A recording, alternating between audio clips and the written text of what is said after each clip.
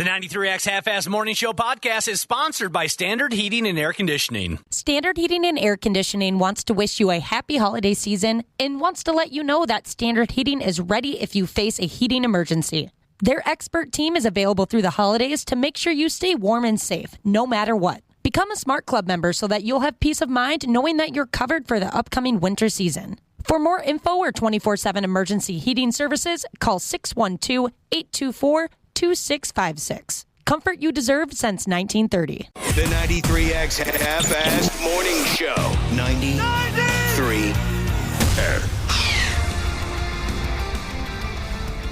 Yeah, I suppose. We ought to just welcome to the 93X Half-Ass Morning Show.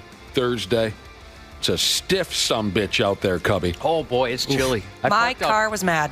Yeah, mine too. I parked outside last night, and my car didn't understand. Like, why would you do this to me? It's so early. She's a stiff one out there. When I pulled into the parking lot this morning, I saw you left your kid in the car, Josh. Is he going to be okay out there? Yeah, it's not my problem. Oh. You know, if he was so important, my wife wouldn't have put me in charge. I saw him out there. He looks all right.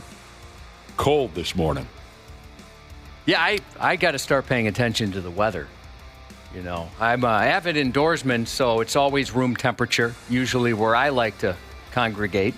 But I went outside today and I thought, I'm going to freeze to death on my way from the front door to the vehicle. Yeah, you ought to keep a salted nut roll in your jacket pocket or something, just in case. You know what I mean? I don't know. I've never done that. A Sterno can or something. I don't know. Have you ever put together a winter kit? No. Yes. When I graduated high school, I got one from an aunt, like an emergency winter driving kit. Yeah, my mother handed them off to my brother and I when we were young. Same here. And I got to be honest with you, I have no idea whatever became of that winter kit. I think I left it in there for maybe one winter and then just got rid of it. I think she had some candles in there. Honest to God, a bag of peanuts. Yeah. It was just the dumbest thing in the world. I've used mine like multiple times. The coolest thing I had was what do you mean one flare.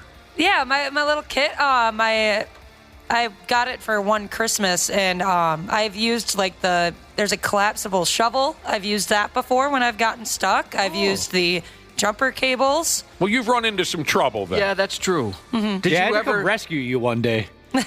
Collapsible shovel. Yeah. Never heard that said out loud. Comes in clutch. So you've used your winter kit. What, Josh, you were saying? I'm sorry. Oh, you had so your mother put a flare in the... My aunt, yeah. Your aunt. I had a single flare in there. Why would you ever need a flare? What are you talking about? Why would you need a flare? Let's say Cubby was making a road trip to International Falls, and it's colder than ass, and you get way up on Highway 53. There's a lot of miles between towns up there. He goes off the road. He can wave a flare until someone sees him from a distance, and just like that. She thought of the worst scenario. He's got to have a flare. You got to be prepared. You've used a collapsible shovel, but yet you question why a flare would do you any good. Do you need a reason to have a flare, Ashley? No, you don't it's pretty need a cool. reason. It's pretty cool to have one. Freckles shouldn't smudge. Jesus said he forgot his can of Coke in the semi last night. Oh, no. And he said, now I know why us Minnesotans call it pop. Mm-hmm. Currently scraping frozen Coke off the roof. Oh, I've had that happen before as well. You son of a bitch. I'm sorry to hear that. Freckles shouldn't smudge. Jesus. Yeah, she's going to be a pain in the ass here weather-wise for, I don't know, another day or so, but then it's going to get better. I was telling Ashley and Nick off the air, this is fun when you wake up and there's no water pressure in your house. Nothing to be concerned about. That makes me pretty nervous for you. It really does. I've got water troubles at my house, too, and, you know, when the weather gets this cold, it makes you nervous. That's no fun. You want to just get out of here, go back to the house, see what's going on? No, again, not my problem. I got a best of ready to go right here. Do you really? Yeah. We can just hit the best of button if you want to go home. Man, yeah, that's going to be fun. I love that house. I love it. It treats you good. How many times, Josh? How many times? You already know what I'm... Look in my eyes. How many times Do we regret ever being homeowners? Well, this is more directed at you. How many times have I told you to sell that? Get the hell out of that house. We had an opportunity. You have the means. You're a successful radio personality, probably the best that's ever done it in this town. That's not true. But, we had an opportunity, and I turned to my wife. We had a realtor stop at the door. He was walking through the neighborhood. He's like, hey, I'm working in the neighborhood, looking to sell some homes. Are you interested? And I said, yes. When do I get my sign? You should have kissed him on the mouth and just said, you've got a deal. I don't care what it is, you've got a deal. You are my guardian angel. Get out of that house. I know. You're right. So as of this morning, you have no running water. It's 6 below zero. And I thought, well, we'll just check the city's website. Maybe they're doing some maintenance, or maybe on a local Facebook page in the neighborhood, somebody's saying, do you have water pressure? Do you? And there's not anything going on that we've seen. Right here, like 5 texts, 651-989-9393, if you ever want to get a hold of us. 5 texts came in right away saying, oh, it's a water pressure problem. It's a city problem. It could be, but I'll tell you, at least at 3 in the morning, we've been checking, and since then, we've been checking to see if there's been any reports on it, and I haven't seen anything. As far as you know right now, and you've talked to a professional on the telephone, it's just your house. That's fun. Will you... I don't know what else I can say about it. I've tried. You need to sell this house, man. Yes, Ashley says sell the house. Because I am thinking she's been a homeowner now for a good 6-8 months. She knows how this stuff operates. Ashley, let me know. Longer than that. I get lucky though. I don't experience what you experience. We did warn you not to do it, and you've been very lucky. I haven't had a single problem. Oh, I guess we did have to replace the AC, but that wasn't the biggest of the deal. You do have a problem over there. Your zip code is Coon Rapids. Anyway, so what were we saying? Right now, it looks like it's just your place. So far, that's what it appears. So, Ashley, let me give you the situation at my house. I've got some peanut brittle, thanks to a very nice listener. Oh, boy. I've got one flare, and I've got a house I can't stand. one flammable flare, and a house I can't stand, and some decent insurance. Make sure you take the peanut brittle out of the house before you deal with that. I'm sorry to hear all that. I know it's incredibly stressful stuff, Josh. I'm sorry. Yeah, can we call dibs on some of your stuff before you commit arson? What are you talking about, committing arson, dickhead? Thanks for putting that out there. All right. Well, everyone hang on to something. It's going to be a cold one. You know, we were talking yesterday, by God, we were. And you know how we get, Josh, when we start talking. Oh, no. Maybe he doesn't know. What are you doing? So I'm sorry. I'm checking texts here, and there's a person that says they work for the Eagan Utilities Department, and they're not doing anything in the area. Oh, no. I saw that, too, Well, man. at least they verified verified it for you. Is this too much to ask? I'm a longtime taxpayer in Eagan. Could you start doing something in the area, and then I can blame you for whatever happens at my house? You're pretty worried about this. I don't blame you. And, of course, Butcher's Hack Jesus, I'm not really going to commit insurance fraud. No way. I'm not going to do that. You could never. You're no crook. So we were talking yesterday, just briefly, and then we got kind of caught up in another topic. Yesterday was apparently the most common day for a relationship to end. We were able to discuss this just for a couple of minutes because of the stress of the holidays and this and that. Relationships typically end around this time of year. Do you really want this person to meet your family and friends? You know, a lot of it has to do with young people. You go off to college, you come back home for the holidays, and you admit to your long-distance relationship that you've been banging somebody else at college, this and that. Yesterday was the most common day for a relationship to end. Now, on the topic of relationships, this is a conversation we hoped to have yesterday, but like I said, we got caught up in some other things. Listen to these two nightmares as far as relationships go.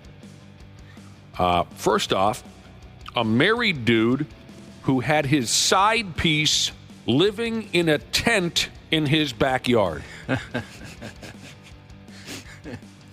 How do you pull that off? Yeah. It's very convenient. You gotta be damn good. Yeah, how's that conversation start? You gotta Why be. is there a tent in our backyard? Are you cool living in a tent in my backyard for convenience sake? Man, I'm starting to wonder if there's any piece of ass out there that incredible to where I'd agree to live in a tent in their backyard and just be called upon when they were available. Yeah, probably there is. So here's You'd be worth it. I would be. Absolutely. Here's the story. Married couple. Husband has some warrants out for his arrest. So, these are high-class people, is my guess. Husband has some warrants out for his arrest. Cops come to arrest him at the house. And while they're sorting things out, the cops are talking to his wife, and the cops say, to the wife, what's with the tent in the backyard? And the wife says, well, I don't know. And before he got taken off the jail, the husband tells the wife, yeah, that's where my side piece has been staying. The wife, all the while, who knows what kind of story he was spinning. Maybe you got to imagine that the wife had to ask her husband at one point or another, okay, why is there a tent in our backyard? Who knows what he said? Maybe, me and the boys are planning on going camping this summer, and I'm going to air it out for a few months, whatever, Maybe she was just dumb as a box of rocks and believed whatever he said. But the cops asked the wife, why is there a tent in the backyard? She says, I don't know. And as they're cuffing and stuffing her husband in the friggin' car, he says, yeah, that's where my girlfriend's been living. I don't want a tent girlfriend. You don't want a tent? I don't. Oh, I sort of want... Do you want a tent girlfriend? I wouldn't have a problem having a tent girlfriend. I don't know. I think if she'd agree to that... Well, okay, now that I was going to say she'd agree to anything. Maybe that's exactly what you want. Well, yeah. I take Ashley, it all back. Would you ever be a tent girlfriend? No, I wouldn't. But I was trying to... You're better than that. I was trying to figure out if there was any guy that I could convince to sleep in a tent in my backyard. Oh, I don't think it'd be that... Are you I bet crazy? you could convince your boyfriend to do it. You could. Ashley, you could if I put 10 dudes in front of you, I bet you could talk at least 5 of them in to living in a tent in your backyard and being called upon for sex when you're ready. Yeah, and I bet at least another 3 would say, well, I'm good for every other weekend, but I can't do every day. But this story here is quite an accomplishment. The odds are much less than 5 out of 10 to talk a woman into living in a tent in your backyard. Dudes, okay. I just said if I line 10 guys up, I bet you could convince 5 of them to live in a tent in your backyard and be called upon for sex.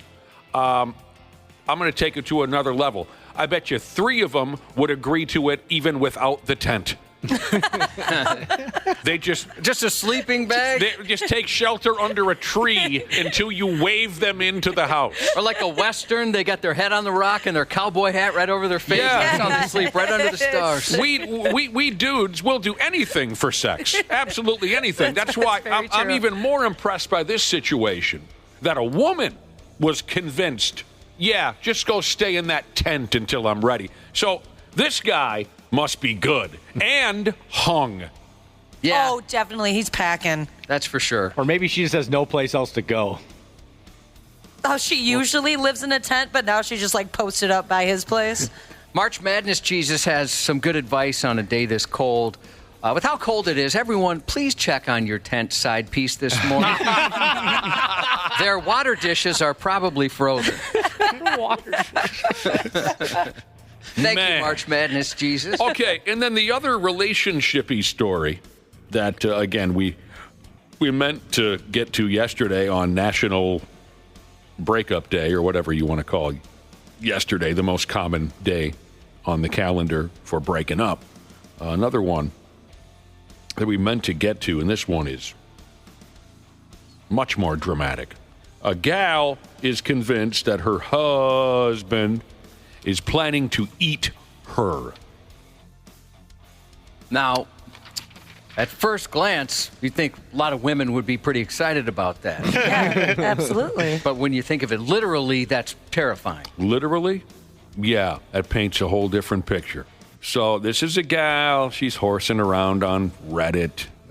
She's one of these types, apparently, who When she has a problem, she turns to the strangers on Reddit. Am I the a-hole? Am I overreacting? What am I doing? Talk to me, strangers. Never something that I would consider, but it's a whole different world out there, and it's passed me by years ago. Have you guys ever had a girlfriend or boyfriend that you thought might want to do something strange, like maybe imprison you, or you had a feeling like this is going to go very, very wrong, damage you in some way? A significant other that I thought was capable of hurting me? Yeah. Yes. Right, legitimately, not like kind of joking around, like really thought. And I'm not trying to get super dark. I just mean like they're a little off in a certain way. Little creepy vibes. Yeah, definitely. sure. It wasn't somebody I was dating, but it was somebody I was seeing for a little bit, and I was like, we're gonna end up on like 2020. Yeah, you just there's something about that person that. I would say not in a long-term relationship, Josh, but certainly I've had some rendezvous where I slept with one eye open, had a couple of weekends where I feared for my safety just a little bit. Sure. Yep. I had one. I definitely have. We agree. Definitely have. We were worried about you as well. Yeah, there was one that she liked my eyes so much, she told me she was going to take them out. And I was like, oh, boy. And I think you could. Keep her away from sharp objects, or shoot, even spoons. Yep. Melon ballers. Yep. Yeah. So again, this is one of these people who got up on Reddit and told her story. She said things have not been good lately between she and her husband. Sleeping in different rooms. They don't talk much anymore. Never a great sign. She said that the relationship has become toxic. Well, you got to get out at that point. Yelling at each other, sleepless nights, which is a Dawkins song that I listened to last night, drunken arguments. Oh, no. She was convinced that he was cheating on her. So, she snooped through his computer. She did. Which, 99 times out of 100, you're not going to... It's not going to be a good experience. You're not going to be happy with the results. Never. 99 times out of 100, but she did it anyway.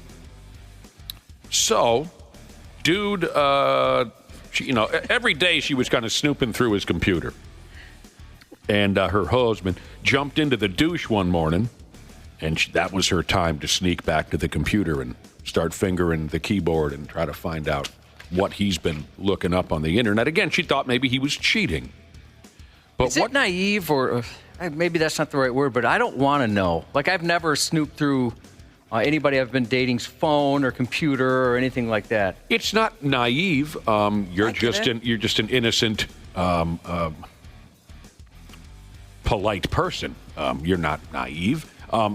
Josh, knowing you and your old lady the way that I do, you're probably the only couple in America where the both of you could search up and down each other's search history, computer this, cell phone that, and not find one damn concerning item. For the rest of us, like I said, 99 times out of 100, you're going to walk away thinking, Christ, I shouldn't have done that. Well, that's my fear. What if I find something? You never would. I just, I guess I'm not that curious of a person. I figure if it's real bad, I'll find out somehow. More anxiety than Hair Jesus said he's got an ex that told both family and friends if he ever died mysteriously or went missing to have police go after her first. That's really... What a weirdo. I'm telling you, yeah. He is kind of weird. Oh, you're talking about her. So, like, his parents? So, gal's doing all this searching of her husband's, what do you call it in the business? Browser history. And eventually she finds some pretty disturbing things. And now she's asking people on Reddit, what do I do? Here's what she found in his search history. Is cutting a throat painless? Oof. For what party involved? Yeah. For the person doing it, I bet it doesn't hurt at all. How can I tell if human flesh is rare? Still a little pink. What is a safe temperature to cook human flesh? This is something else he punched into his computer, apparently. Cooking a body. What temperature? Bruising on a corpse. Acid for a body. Burying a body. How to eat a human body. How to cook a body. Which is apparently what this woman found on her husband's computer. I just had a thought. Yes. Let's say you've caught your significant other looking through your browser history, your phone, text messages, whatever. How cool would it be to start searching this crazy stuff knowing that they're going to find it? Oh. That is really smart. What a bit that would be. That would be a solid comedy bit. Solid. You know your significant other is a snoopy person. Yeah. And just to terrify them, you start throwing some of these questions into your computer. Great bit. Oh, that'd be so much fun. It always felt a little awkward and a bit of an invasion of privacy, but when my kids got old enough to get phones, we said part of it is, hey, we can check this at all times. We can go through, see the messages, see what you're looking at, all that kind of stuff. And so I felt, a little awkward about that, but thankfully we never found anything. So either they weren't searching something or they were very good at covering it up. Did they have 2 calculators on their phone? Not that I'm aware of. Why is one fake? Yeah, one. I learned about that in high school. I think it was. That's where dudes would always save like the nudes that other girls sent them. If they had a girlfriend, that's where they would hide like the pictures from their girlfriend. All you would have to do instead of using the calculator like a calculator is you would punch in a passcode on the calculator, and then it would open up like a cryptic file or whatever. Because we could check our internet provider would also have everything that was searched, even if, let's say, you went to a private browser, it would still show up on like there. incognito mode? Yeah, if you did that's something really like smart. that, you could still see it on there. So this wife with the husband who apparently is planning on killing her and cooking her and eating her, she's up there on social media saying, am I at risk? Should I call the police? I'd say yes and yes. 100%. I don't think you need Reddit for that. I think you can just go ahead and call the police. Would you really call right away? Yeah. You would? Yeah. I think I'm so. trying to put myself in that situation, because right now I'm thinking it's a bit, but yeah, maybe I would be a little concerned. Yeah, those questions specifically, I'm calling somebody. Maybe it's not the police, but I'm calling somebody, and I would get at least advice from a cop that I might know personally versus filing something official yet. I'd probably call my mom.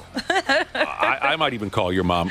I'm going to get to the bottom of this pretty quickly if I find that kind of thing on my significant other's friggin' laptop, or is it laptop? It's Laptop. But I do find it... Which one is it? Lap with a P. I do find it pretty cute that you didn't know that until about 2 years ago. No, I did not. Thought it was a laptop. I thought it was lab, short for laboratory. But no, a great bit idea, Josh, to launch that kind of stuff into your computer search engine or whatever the term is, and so your wife or girlfriend or husband finds it and they think, oh my God, I for 20 years I've been having sex and married to a psychomaniac on a much, much, much, much lesser scale, dramatically speaking. I've told you guys before the regular bit that I like to pull on girlfriends. Decades and decades ago, a gal left a set of earrings in my bed. And whatever, I kind of threw them into my underwear drawer and thought, oh, I'll get those back to her. And then I don't remember all the details, but I didn't see her again. So I had this pair of women's earrings in my bed. And whenever I got into a relationship from that point on, when things were starting to get serious, where, okay, now we are a couple, I would pull this bit where my gal friend would be sitting on the couch watching television or something, and then I would bring the earrings out of the bedroom. Ashley's already shaking her head. That's how you get stabbed. And dude. I would say, hey, I found your earrings in my bed or something. They must have fell out the other night. And then you see her face change when she realizes, well, those aren't my earrings, and she thinks I'm cheating, and she goes, well, those aren't my. And I go, gotcha. That is so It's a crazy. It's been a hit every time. Every time. I've only had one or two of them just begin to cry a little bit, and then I get them. You wouldn't be able to calm me down. Once my blood pressure got where You got to keep the relationship moving. You got to keep it fresh. You know what you also risk? I've been cheating on you, too. That's why I had sex with your brother. Medical Device Jesus said, so what if they find your Google searches and then say, OMG, I am so glad we can finally talk about this shared hobby. Oh. That's why I don't want to know. All right. You know, I am worth more dead than alive, and sometimes I think about that. You said that before, Josh. There's motive there. And then they can get out of that crappy house, too.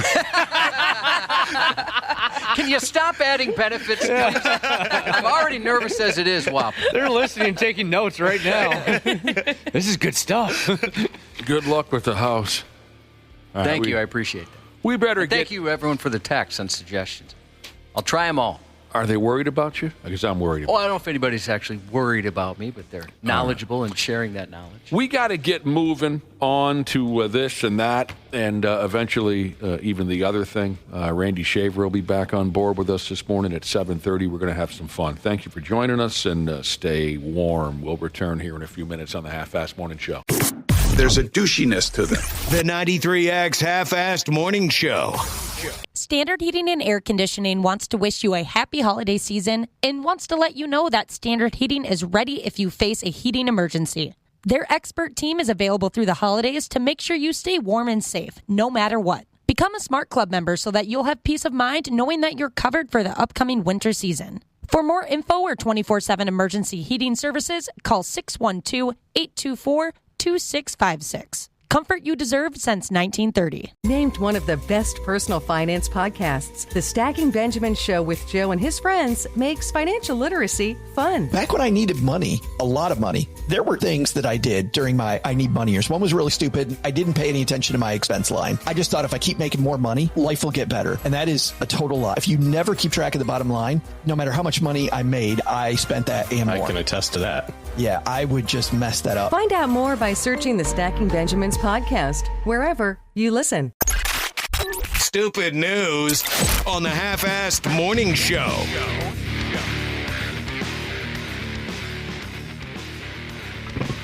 Yeah, earlier on we were talking about relationship nightmares.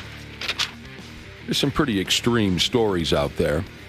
We covered a story about a gal who is convinced her husband wants to kill her, cook her once she's dead, and then eat her remains. Now, obviously that's not your typical relationship issue, but sadly it happens. Got a text message here from a listener. It's kind of a dark story here as well. He said his company offered supplementary life insurance, and then they offered more supplementary life insurance. His now ex-wife asked him to purchase more, even though he was already worth over $1 million dead. Okay? Does that make sense to you? Yep. Okay. A few months later, he found out that she and the guy she was cheating on him with had gone out to buy guns. Oh. He says, I moved out the very next day. Do you know how freaking hard it is to set up a move in one day? He says, I do. That's terrifying. That's a text message from Forever Single Jesus. I understand. That might wean people off of dating, wouldn't it? Yeah. Having that experience. Wow. I know a guy who was able to move out of the house in just a handful of hours. It was impressive. It was impressive. He lived with a woman for a couple of years, maybe. And that's a grip too. A year and it was in that. You got a lot of stuff there. Yeah, I don't. Maybe I'll have to ask one of the younger people later what you meant by saying that's a grip. I assume you mean that's a long period of time. Yep. And I didn't know that he had this big blow up with his girlfriend. And I called him and I said, hey, you mind if I swing by for a few beers? And he said, I wouldn't mind at all if I still lived at the same address that you're thinking of. I said, what happened? Found out some terrible things about his girlfriend, and he said he moved out of that effing house all by himself in a matter of hours. That's how badly he wanted to get out of there. That's how bad it was that what he found out? He had to get out right now. Yeah. All by himself. That's a lot of pickup loads, I'll tell you that, but he got it done. All right. Let's go ahead and push out today's stupid news report. And for our very first adventure, it's a hell of a route to take. I mean a hell of a route. But we're going to go ahead anyway. In silly New Zealand, a foolish character, 29-year-old dude by the name of Jake Brown. He died. He died after trying to jump over a shark net in the damned shallow waters of whatever ocean they have there butted up against New Zealand. Now, being a Midwesterner, not only do I not know what ocean hangs out there by New Zealand. It's Billy Ocean. But I also had no idea what a shark net was when I first took a look at this here story. So if you're like me and you aren't following, I looked it up for you. Hopefully this helps. Says here, a shark net is a large submerged mesh net that's designed to set there in the ocean and catch sharks and other large marine animals. They place them at popular beaches and whatnot. Its purpose, it says here, is to reduce the risk of shark attacks on swimmers. I didn't know those existed. That might make me feel a little bit better about getting into the ocean. You know, I got a story for you. Hopefully I can remember to tell it once we get through this madness. So they keep these shark nets out there in the water, and it's supposed to keep the sharks from coming your way if you want to do some of that swimming in the ocean. So I don't know if this Jake Brown was jumping off a boat when he tried to jump over the shark net or exactly what he was doing, but he didn't make her, and he ended up dead. He jumps, he lands smooth in the middle of the shark net. Word is he surfaced for a split second, and then he went down skis, and he never came up again. Rescue type of folks found his body in the water a few hours later. There were plenty of witnesses to this unmitigated disaster. And I'll be damned, there was one witness who heard Jake Brown's last words before he made his deadly jump. According to the story, this kid's last words, quote, "Hold my beer." Hey, hold my beer. That's awesome. I mean, if you have to go, Yeah. that's the way to go. And if you have to go and you have a cool saying, you have to die in a cool way. Ashley, you mentioned before you wanted to be consumed by some sort of predator. Yeah, that'd be a cool way to go out, and then your body's being used to feed animals. That's nice. I never thought of it like that. Well, a lot of ours are. We're used to feed worms or whatever it is. Yeah, that's good too. Being mauled to death by an animal, again, Ashley's words, not mine, a cool way to go. A cool way to go. No, that tiger will get his protein for the day. Yep. That'll be good. Good and for then him. all the theatrics that go along with it, it's good time. Sure. Do you mean the screaming and crying and begging for your life, that kind of thing? Yeah. Brutal. That's a brutal death. Unimaginable pain. Maybe I'll just dive into the mouth though, so that it happens quicker. And you screaming, I was wrong, I don't want to die this way. I was wrong. Why didn't I just say die in my sleep peacefully? Yeah, haven't you seen Revenant? That took a very long time. So again, kid attempts to jump over a shark net in the ocean. He doesn't make it. He dies, drowns, and his last words apparently were, "Hold my beer." Now, this witness said he tried to tell the kid to stop. He said it was obvious that the kid wasn't going to be able to pull this bit off, but by damn, it was too late. "Hold my beer," he says.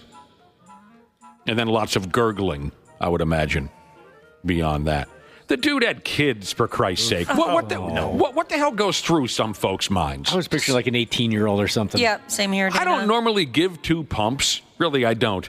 But especially once you got effing kids to raise, I mean, come on. Maybe cut down on the death-defying nonsense. I mean, unless it's how you make your living. But this kid, this Jake Brown, sounds like a dude who was just effing off with his bros and still wanted to be that guy. You know what I mean? And that's a damn shame. So they posted some pictures of his Facebook, and Ashley, I thought of you instantaneously because not only the way he died, but he's given the finger in those photos. Oh, so I see. He has the same thing you mentioned you have yesterday where you don't know what to do with your hands, so you flick off the camera. Uh-oh. One of my oldest bros loves to ride those, by God, four-wheelers and snowmobiles in his free time. And he likes to push the limits on those machines. Sketchy. Now, he had a couple of kids years ago. And so the kids are tiny little baby type of characters. And one night he's effing around, going faster than piss on his sled. He crash-oled, total yard sale. And his helmet saved him from dying.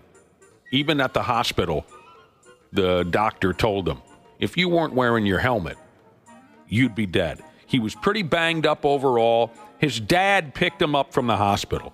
And when he got into the car, his dad said, are you okay? And my buddy said, well, yeah. And his dad said, you got kids now, tough guy. What are you, a stupid idiot or something? Stop being a friggin' hard-on. And my buddy said, yeah, I suppose you're right. Yeah, you know what I mean? You're not just living for yourself anymore. You can't be selfish. Why not? But what if I want to be selfish? Nope, too bad, Josh. You made the choice.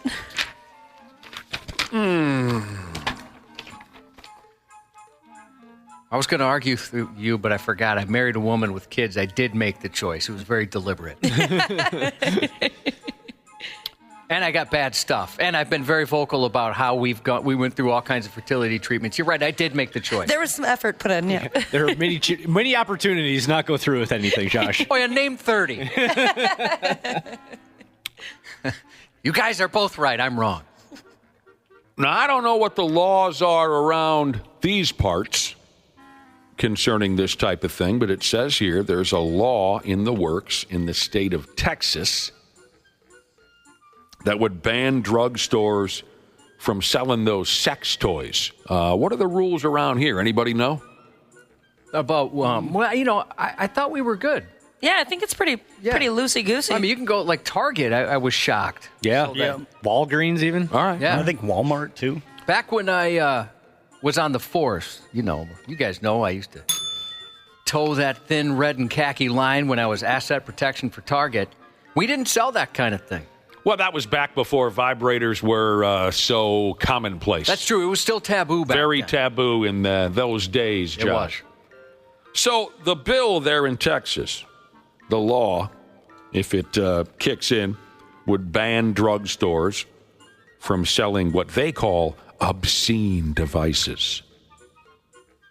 Word is there's a long-running fight going on in Texas over sex toy sales. And that's a damn shame. Right effing now,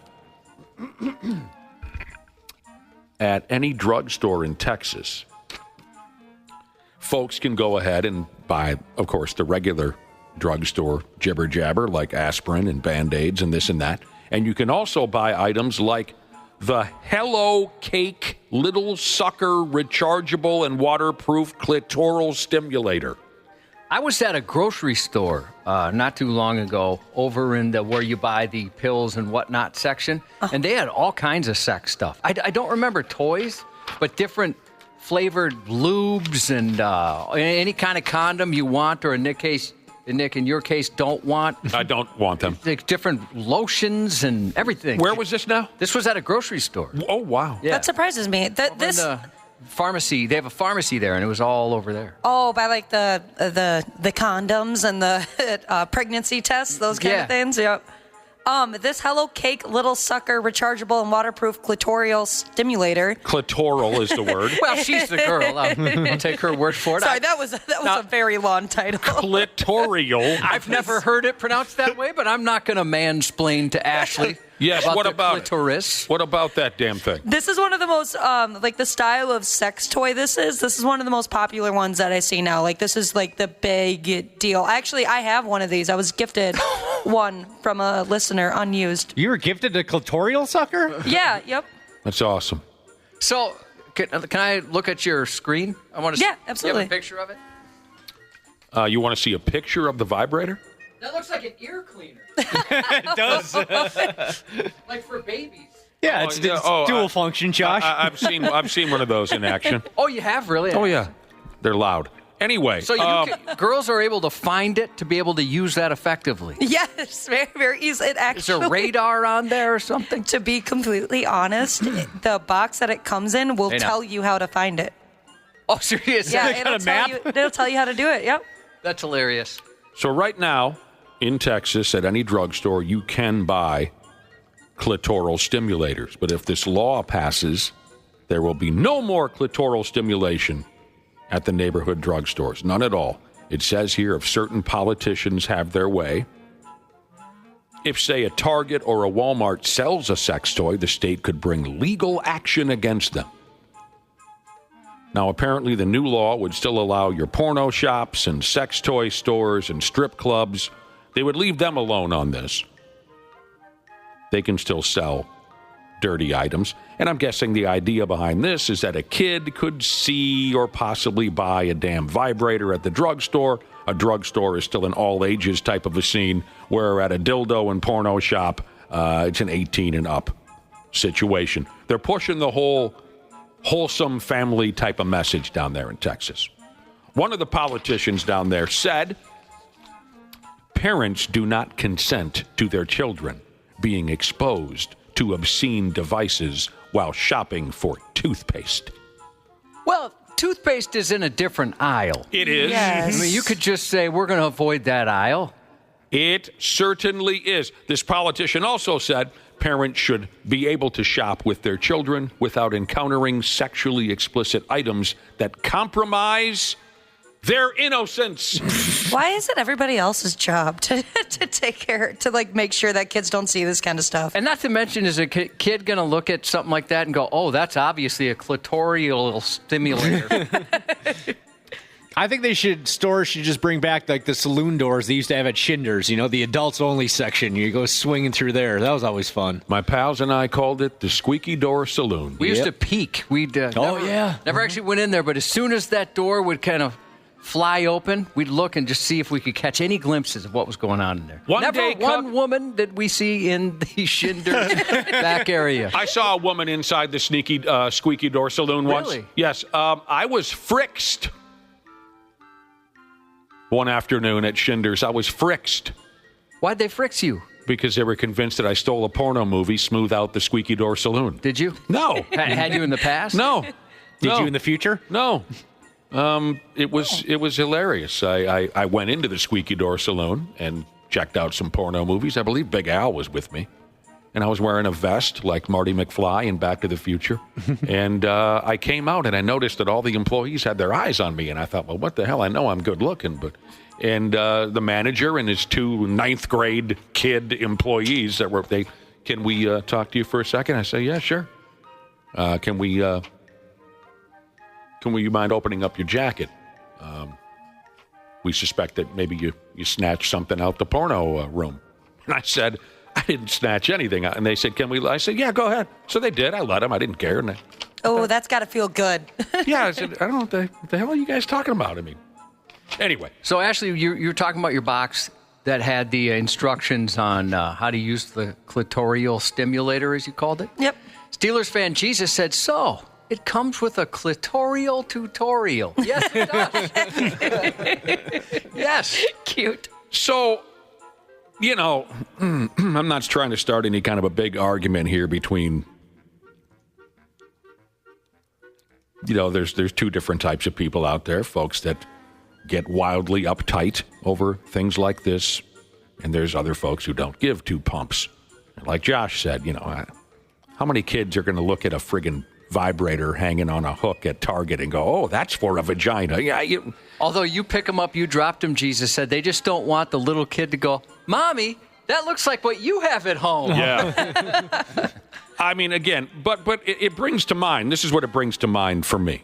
I get that parents don't want their kids, to look at this or that before it's time. But, I mean, what are we going to start taking bras and underwears off the shelf, too? Who decides what's, quote, obscene and what isn't? You walk into any Target store, and a kid can see an obvious pubic hair trimming device, a box of tampons. I don't get it. Where's the line? But, like I mentioned, this is a long-running argument in Texas. Now, some folks are poking fun at the politicians who won't rest until all the vibrators are cleared out of drugstores. On Twitter, of course, where everyone can be a faceless smartass, one dude on Twitter tweeted at one of the anti-vibrator politicians, and they said, I see you're still obsessed with dildos. I love the way that starts. That is brilliant, the way that starts. I see that you're still obsessed with dildos, they tweeted at the politician. Perhaps you should buy one and try it. It might make you less uptight. It says here Americans have been able to buy vibrators and dildos at their local pharmacy since the early 2010 skis. It's big, big business. I remember being surprised that when they would have it at retailers like that, because it was specialized, or you order them online or something. The first time I saw a vibrator at a Target, I thought, oh, no kidding. Times pretty cool. are changing. Yeah. Like I said, it's big business. It says here the sexual wellness market, which is a real fancy term for it, is pulling in $10 billion annually. Now, Texas is funny. Here we are in the year 2024, and it is illegal. This is a true story. It's illegal to own 6 or more dildos in Texas. In 2004, a Texas lady was looking at jail time for selling a vibrator to 2 undercover cops. Oh, my. Let me tell you the story. The lady worked for one of those sex toy joints, a company called Passion Parties. I remember those. They sell the big double enders and whatnot at Tupperware-style parties. Everyone knows the gimmick. So, neighbors complained that this lady was selling dildos to adults in her private home.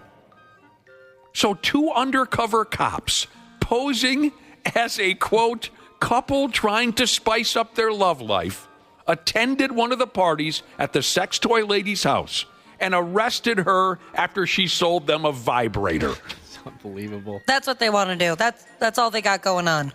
The charges didn't stick, of course, because that's stupid. Thank God. That's absolutely stupid. But what a friggin' scene down there, man. Josh knows this one, when a sex toy party was hosted at my home. A gal I was dating, who did more or less live there with me at the house. I was going out of town for the weekend, and she said, do you mind if I hosted one of those sex toy parties at your house? I said, yeah, I don't give a rat's ass. So she had all of her girlfriends over for this party. And they hired a host, like I was explaining in that last story. They hired this host lady to come in with a backpack full of dildos and vibrators. And, this is the double whammy anal invader. This is the rubber double, and then the ladies bought up all these items. Well, the host, I guess, was a crook because she never, despite getting, checks handed to her that evening for these new sex toys, she never mailed the toys to the ladies. So all of these girlfriends of mine and girlfriends of my girlfriend at the time, if you follow that, were calling me. Hey, did that sex toy lady ever send the items? I paid her $150. The fun part for me was taking all these telephone calls from all these girlfriends of mine, and they fell for it every time. I'd say, well, we haven't heard from the sex toy lady yet. What item did you purchase? So all day long, I'm fielding phone calls from these lady friends of mine saying, well, I got the nipple clamps and the flaming dildo and the double battery charging anal intruder. That was just a riot for me. That sounds like fun. Yeah. And no sign of it. I don't see any anal toys around here. The lady was a crook. Have you guys heard us tell the story? Nick and I once, this had to have been maybe 2000, 2001. We were invited to bartend at a sex toy party. Yep. Oh, yes. And we turned it down, and I still don't regret turning it down because we would have gone to jail. We would have. These women that worked here. Well, everyone would have gone to jail. I don't mean to paint the picture that we would have done something inappropriate. Yeah, and it wouldn't have been our fault at all. Probably not. These gals were buck wild. Way wild. Yeah. Where at first we're like, well, what an honor. We'd be happy. Like they wanted us to wear tuxedos and everything. And then we thought, this is going to go very bad with these girls getting together all horned up. Yeah. And we would have been fired. Oh, absolutely. Because these were fellow coworkers, a lot of them. Yeah. That's what the first thing that popped in my head was I don't think HR would enjoy that. And it was a little more lawless back then, but yeah, even back then it would have been some trouble. And one of these girls was arrested maybe 2 months later. That's right. Oh, for something crazy? Yes. Yes. Oh yeah, you actually know her. Yeah. That was when we really felt a sense of relief. We felt guilty for a while. God, what a blown opportunity. We could have hosted it. Things would have been crazy. We obviously would have had unbelievable sex. And but then we really felt a sense of relief. We dodged pardon the pun, because it's kind of related to vibrators here. We dodged a bullet. We really felt relieved and really knew that we made the right decision when one of those gals went to jail. Yeah.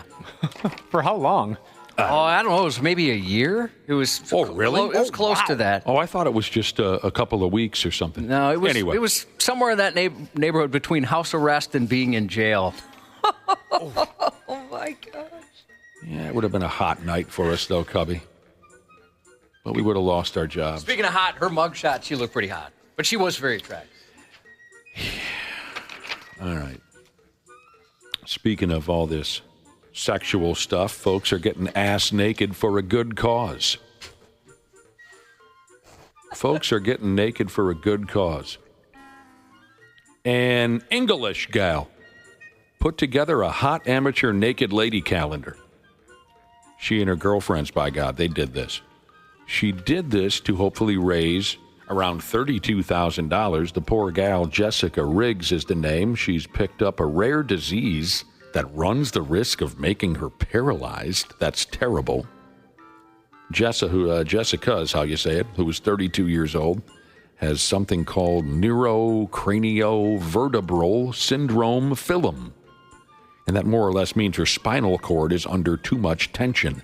Man, that sounds awful. But she and her 16 friends, she and 16 of her friends, hauled everything out for a naked calendar. And they're raising all kinds of bucks now. They said the idea was inspired by a motion picture called Calendar Girls. Never saw it. I haven't even heard Jessica's friend said it was Jessica's friend's idea. They approached her. You know, Jessica, this poor gal, she's got this problem with her spine. Her friend said, hey, we love being naked, they said. We're always at the beach skinny dipping.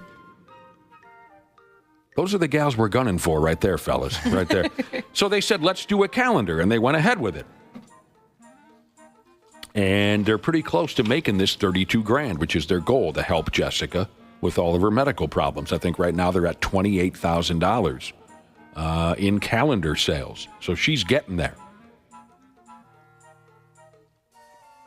Yeah, it's awesome. Calendar sales, have been a success. Obviously, I just said that. How creative, too. Yeah. Would you guys do that for a coworker or a friend? Oh, why not? Yeah. Sure. Absolutely. If someone was dying and they wanted to do this to raise money for charity? Yeah, why not? I don't think I could. Well, you wouldn't be invited. I don't mean to break it to you, but just... We're looking to make money. Yeah. You understand? This is for a wonderful cause. And also, let's say you live in Jessica's neighborhood and you get to see all these gals that you drink with at the local roadhouse every night. You get to see them ass naked. Nothing but fun right there. Yeah, it's win-win all the way around. Jessica says it's incredible how strangers are so generous. Yeah, it's a beautiful thing. And this gal, before she got sick, this is an interesting side note in my opinion. Before she got sick, she was a marine biologist and polar expedition guide. She must have worked her ass off to get a gig like that. She also must be very intelligent. I know a marine That's incredible. biologist, and she also worked her ass off to get there. There's a damn good reason why I am not currently employed as a marine biologist and polar expedition guide. Well, you get cold too easy. I do get cold too easy, but there's no way I'm smart enough to know. And you don't know how to swim. Not a great swimmer. I'd be dead within a week if I tried that. Like a day. And you thought marine biologist was a branch of our armed forces. I did. I had to tell you, no. I did. Was it like underwater guys with guns? No. We should do a calendar. We should. No, thanks. It doesn't have to be nude. Doesn't have to be nude. Yes, it does. No, I'd do the Shawn Michaels Playgirl pose where he just has the WWF title belt strategically placed. Remember that one? Oh, yeah, you'd have to have things strategically placed. And, if it was here, it'd be work-related stuff like headphones. Actually, you could put the headphones over your top half. Microphones. That would be perfect. Yeah, microphones, definitely. Now, speaking of strategically placed items to block sight of your broken genitalia, I've got one more dose of charitable nudity here for you before we move on. Charitable nudity. That could describe a lot of my personal sexual experiences, Josh. It was all just charitable nudity. Yeah. Looks like he needs this. This time around, we got a calendar choked with naked dudes, for those of you who go that way. A calendar choked with naked dudes, mostly over the hill, beer-bellied, hairy, bald-headed, barrel-assed naked dudes. There's like one good-looking guy. You notice, so you've seen this, and the one good-looking guy, why did he do this where he's holding the cover of his genitalia far too low, where you see the entire groin? Yeah. Except for the special purpose? His pubic area is what you're referring to. I don't know. He's Some people dig that. He's just naughty like that. Thank you. Again, with the damned English here. Pains in the ass that they are, generally speaking. Some effing Englishmen from a specific beer hall in their neighborhood. This is in a town called Leek. It's so dumb over there. They've upped and slapped together a calendar full of the bar's regular guy drinkers. Naked and awkward looking, all of them. They're looking to scrounge up some bucks for, prostate cancer research. They call themselves the Leak Calendar Boys. You're not going to see hanging bags or weird-looking old English rods in the calendar. Like Josh was describing in the pictures, the boys cover their wads. Creatively, I must say. With this and that, a boxing glove, a traffic cone. I love it. One of them used a chainsaw. I want to drink a beer with these guys. They seem really awesome. Yeah, they seem like they've got great senses of humor. They got the idea while sitting around in their favorite bar, a joint called the Blue Mug Pub. And most of them have had an experience with cancer. These aren't young bucks. These are older fellas. They've been through this and that. So you can't make this up. The dude who organized the calendar gimmick goes by the name of Nigel Maycock. He says it's a group effort. It's a wonderful, beautiful.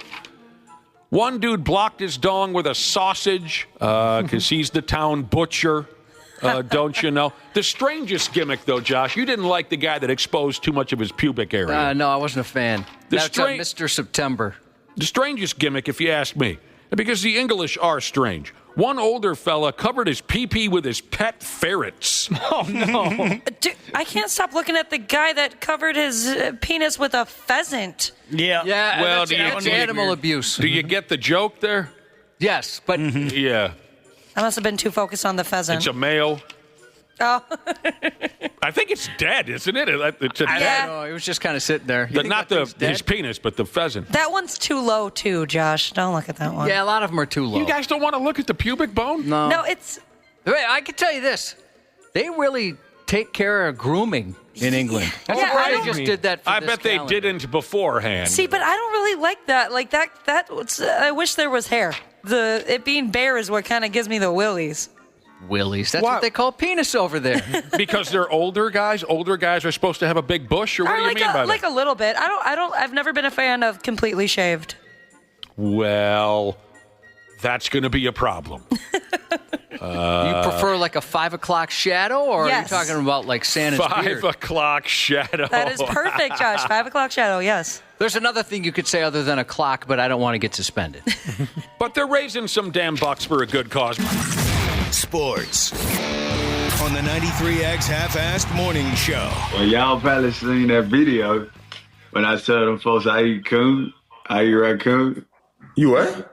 I eat raccoon. I didn't see that. I said, no, what do you mean raccoon? Like the raccoon? Like a raccoon that you see in the trash can. Where do you even eat that at? I hunt it, I kill it, I skin them, cook them, eat them, all that. Don't call me a raccoon! I'm sorry. I took it too far. I meant trash panda. I don't know how many of us have heard of this kid. Rookie Carolina Panthers wide receiver by the name of Xavier Leggett. But you'll likely remember him now. He was on a podcast recently. He was asked about his diet. And you heard him talking right there. He mentioned that he eats raccoon carcass. That's so gross.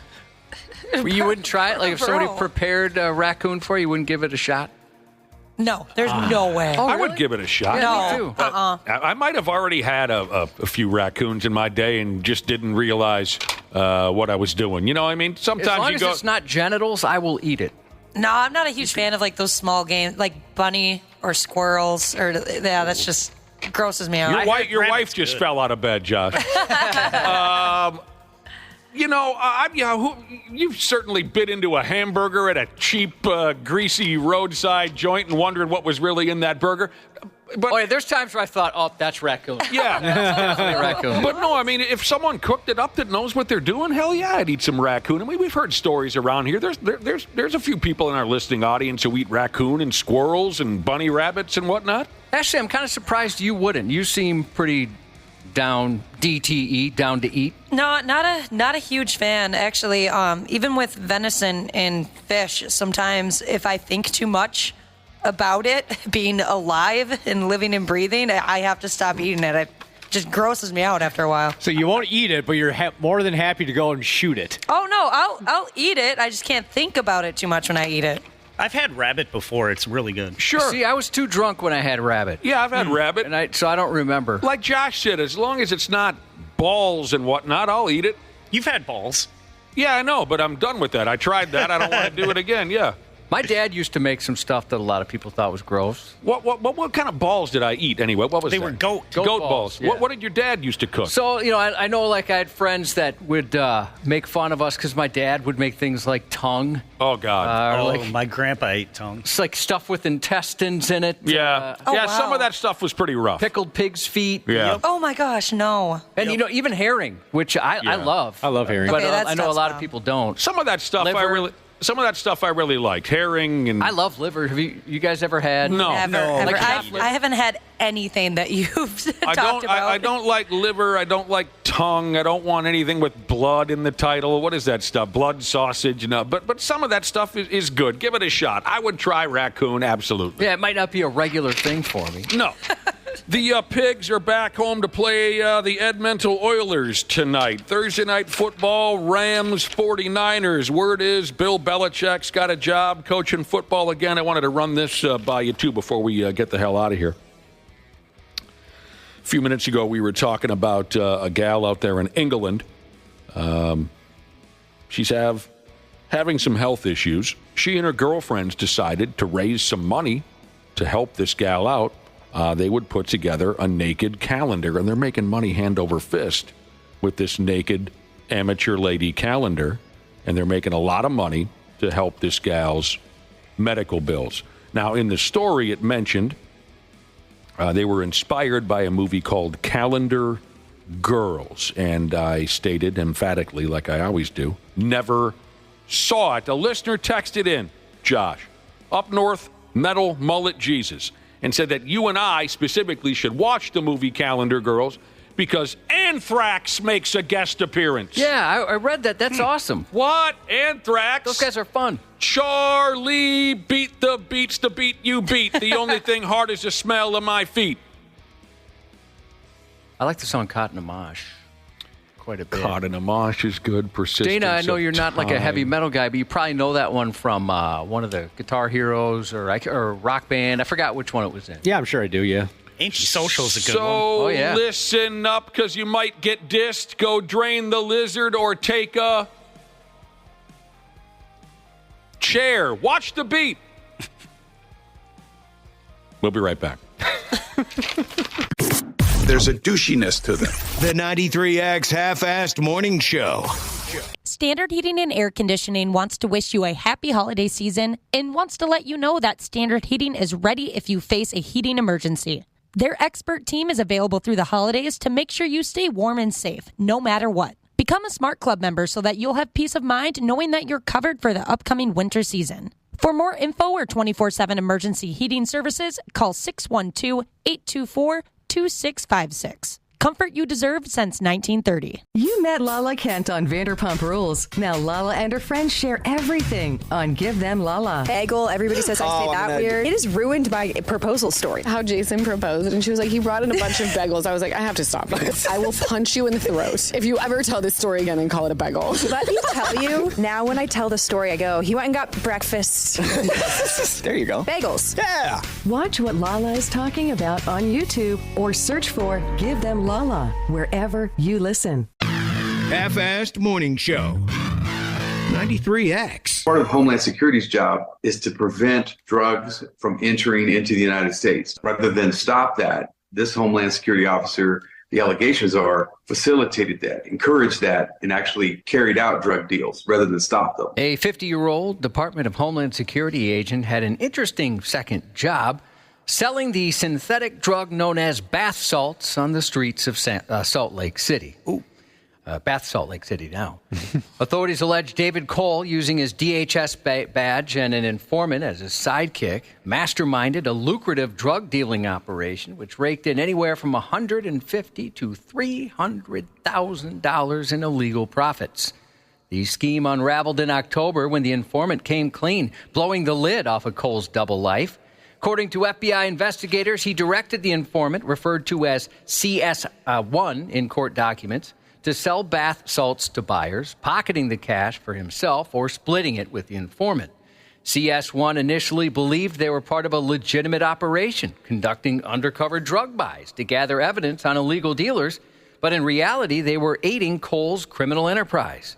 Starting in April, Cole conducted the illegal exchanges as often as once a week, maybe even twice a week, typically arranging deals through the encrypted messaging app Signal.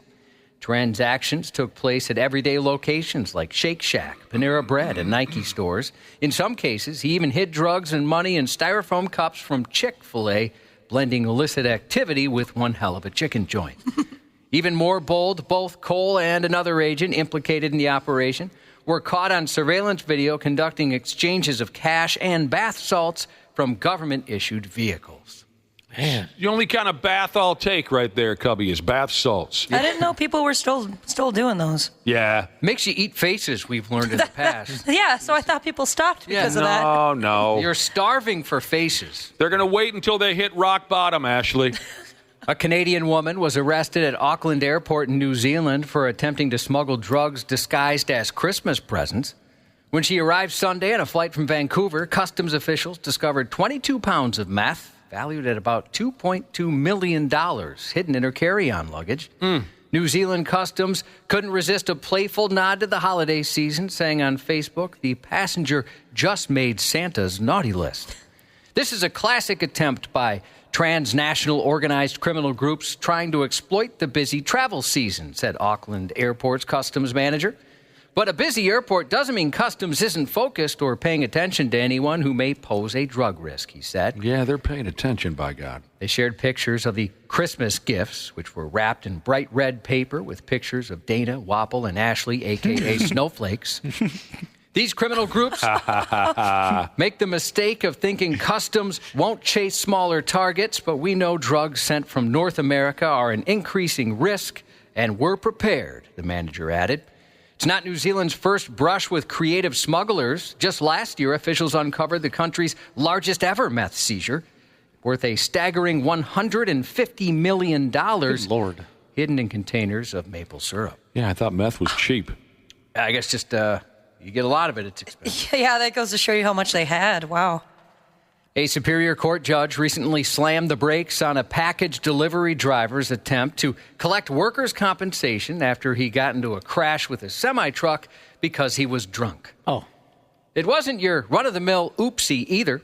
The June 2021 Maryland incident featured open beer cans in the truck, several empties scattered nearby, slurred speech, the unmistakable scent of booze, profuse sweating, and to top it all off, a very unfortunate bowel-related situation. What do you mean? He had a turd in the cab? He pooped his pants. In his pants. Witnesses even reported 34-year-old Timothy Willis chucked beer cans from the truck post-crash, and hours after, his blood alcohol level came back at more than double the limit. Yet still, somehow, Delaware's Industrial Accident Board initially decided to give him workers' comp, ruling that his beer-soaked misadventure didn't automatically remove the crash from being work-related because he was working. Jesus, they weren't paying attention. Their reasoning including a cocktail of confusing claims, uncertainty about when he drank, the fact that he was only drinking light beer. No, cops, it's okay. It's light beer. A curious defense, if there ever was one. And some credit given to Willis's claim that he crashed while heroically swerving to avoid a deer in the road. Those quick reflexes you have at .16. Calling the board's decision an abuse of discretion, the judge pulled no punches in her ruling. Voluntary intoxication while working deviates from the ordinary course of employment. A truck driver can't reasonably drink, nor is he expected to drink alcohol while operating a semi-trailer weighing thousands of pounds, she wrote, emphasizing that such conduct violates both company policy and the law.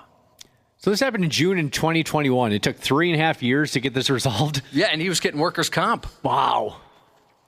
I'm not mad at anybody if the pant pooping is their favorite element to that story. I more get a kick out of the fact that he was profusely sweating. Do you know any of those drunks that sweat it out? Oh, no. yeah, I hate It's an ugly scene, isn't it? Yeah, it's so gross. They just sweat their nuts off when they get drunk. It's something to see. In a scene straight out of an action movie, but with a much less glamorous protagonist, a 25-year-old suspected drunk driver found herself in handcuffs after crashing into an Osseo police car during a traffic stop. According to the Minnesota Department of Public Safety, a state trooper and 2 Osseo officers were wrapping up a routine stop when the suspect barreled into their squad car at high speed. I'll be damned. The impact was so intense, it turned the cruiser into a pinball, slamming it into 2 other vehicles and igniting a fire. Despite the flames and danger, the officers jumped into action and pulled out the driver, who, with a blood alcohol content of .13, was in no condition to help herself. They grabbed her out of the barbecue and brought her to safety. Miraculously, no one was seriously hurt, but the driver's luck ran out there. She was arrested on the spot. Just slapped right into the police car there, huh, Cubby? Yeah. He's drunk, crashes into a cop car. That's bad enough. And then all of a sudden, a fire breaks out. You think, she's going to be in some trouble for a while. Embarrassing.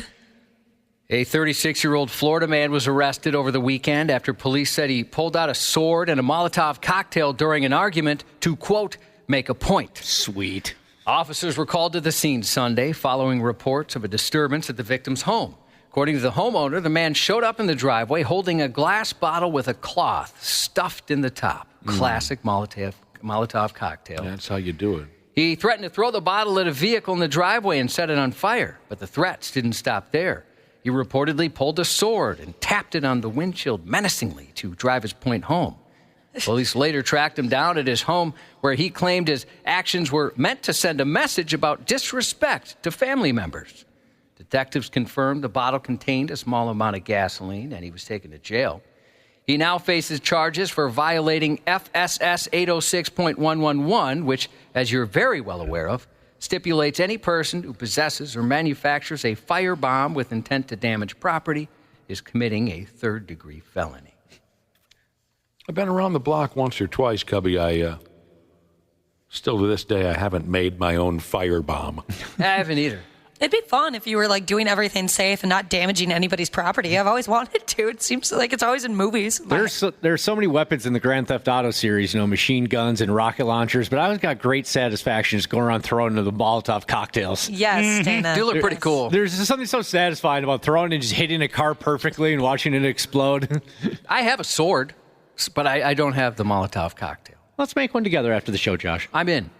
An Atlanta maybe it'll warm up my pipes. An Atlanta officer, reference to our first break, an Atlanta officer turned an ordinary search into what cops are calling a, quote, sensational bust when they sniffed out a robbery suspect hiding in a crawl space thanks to his overuse of cologne. Man, I had an experience with an overuse of cologne recently at a Timberwolves game. A young kid, 20, 21 years old, sat down next to me at the ball game. It was absolutely unbearable. When my boys first discovered it, yes. At first, they think they have to use half the bottle. Yep. Would you guys prefer too much cologne or not enough? Like they smell bad? Well, I want a third choice, being zero cologne. Can I have a third choice? There's no of zero? third choice. I wear zero. Well, then I'll go with not enough. I mean, yeah. Interesting. Really? I mean, what do you mean? I mean, zero cologne doesn't necessarily mean body odor, does it to you? No, that's what I was saying. That's what I threw in there. Like, so it would either be too much cologne or they smell really bad. I didn't understand that's that. Different. So one of the. Well, then I'll go with the cologne. You'll go with cologne? It's All a right. little much. It's sometimes it's more than just a little much. But of course, I'll take that over just straight up unmitigated ass. Cologne, too much cologne like stings my nose. Dude, I could. Oh, you can taste it. Yeah. I couldn't see at the ball game. I couldn't hear. I couldn't smell this cologne. This kid was pumping out of his hairdo. It was just unbelievable. Overstimulated. There's a guy that used to work here where he wore so much that would make me sneeze. Yeah. It would waft in the hallway. You know what I'm talking about? You know the guy, yeah. So you're saying here a cop found a bad guy because the sumbitch put on too much cologne? Yeah.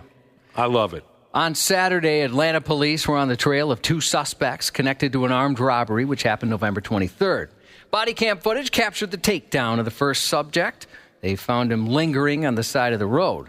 But the real whiff of justice came when officers tracked the second suspect to a crawl space.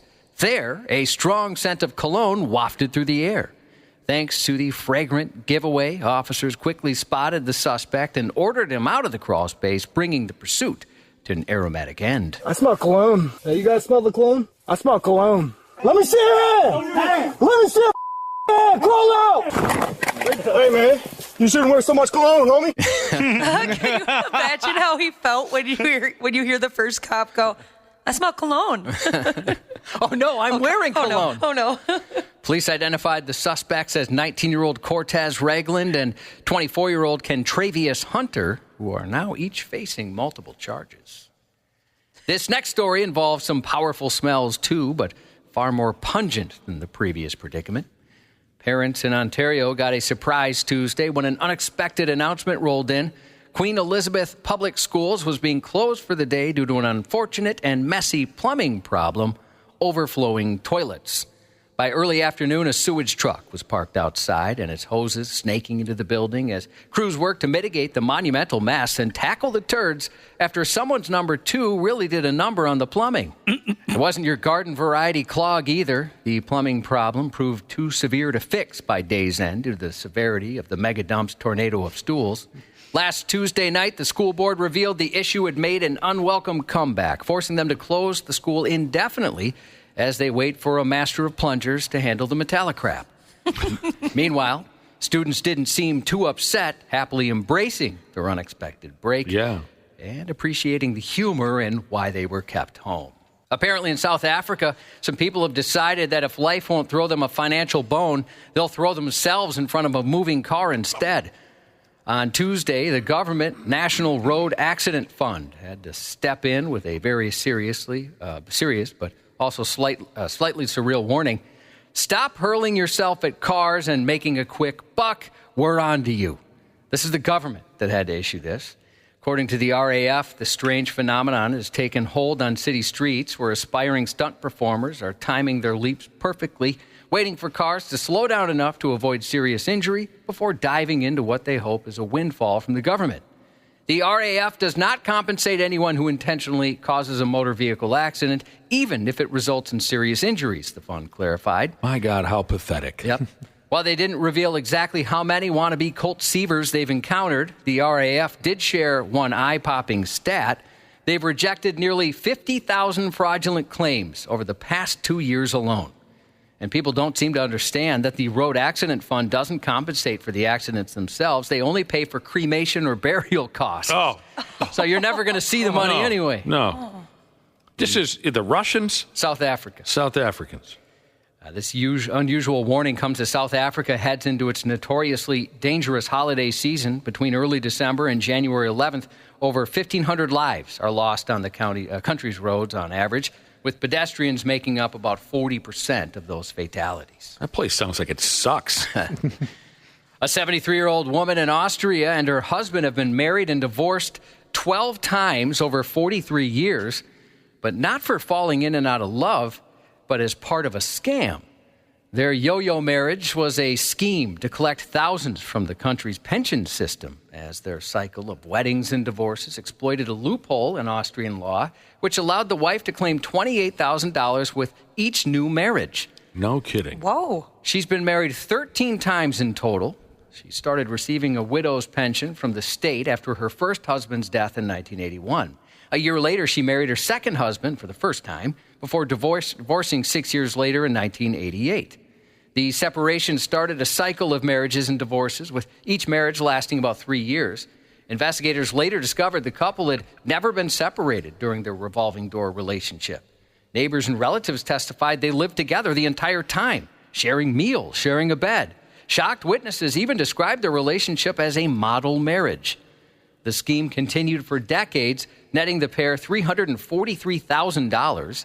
But when the pension fund refused to pay out any more, they got more greedy and sued, which led to that investigation and possibly soon their incarceration. Why would you do that? They just got so cocky. Don't test your luck. Never heard anything like that before in my life. So amongst other little scams they were pulling, every time a lady gets remarried in this part of the world, she gets $28,000? I guess after like a death.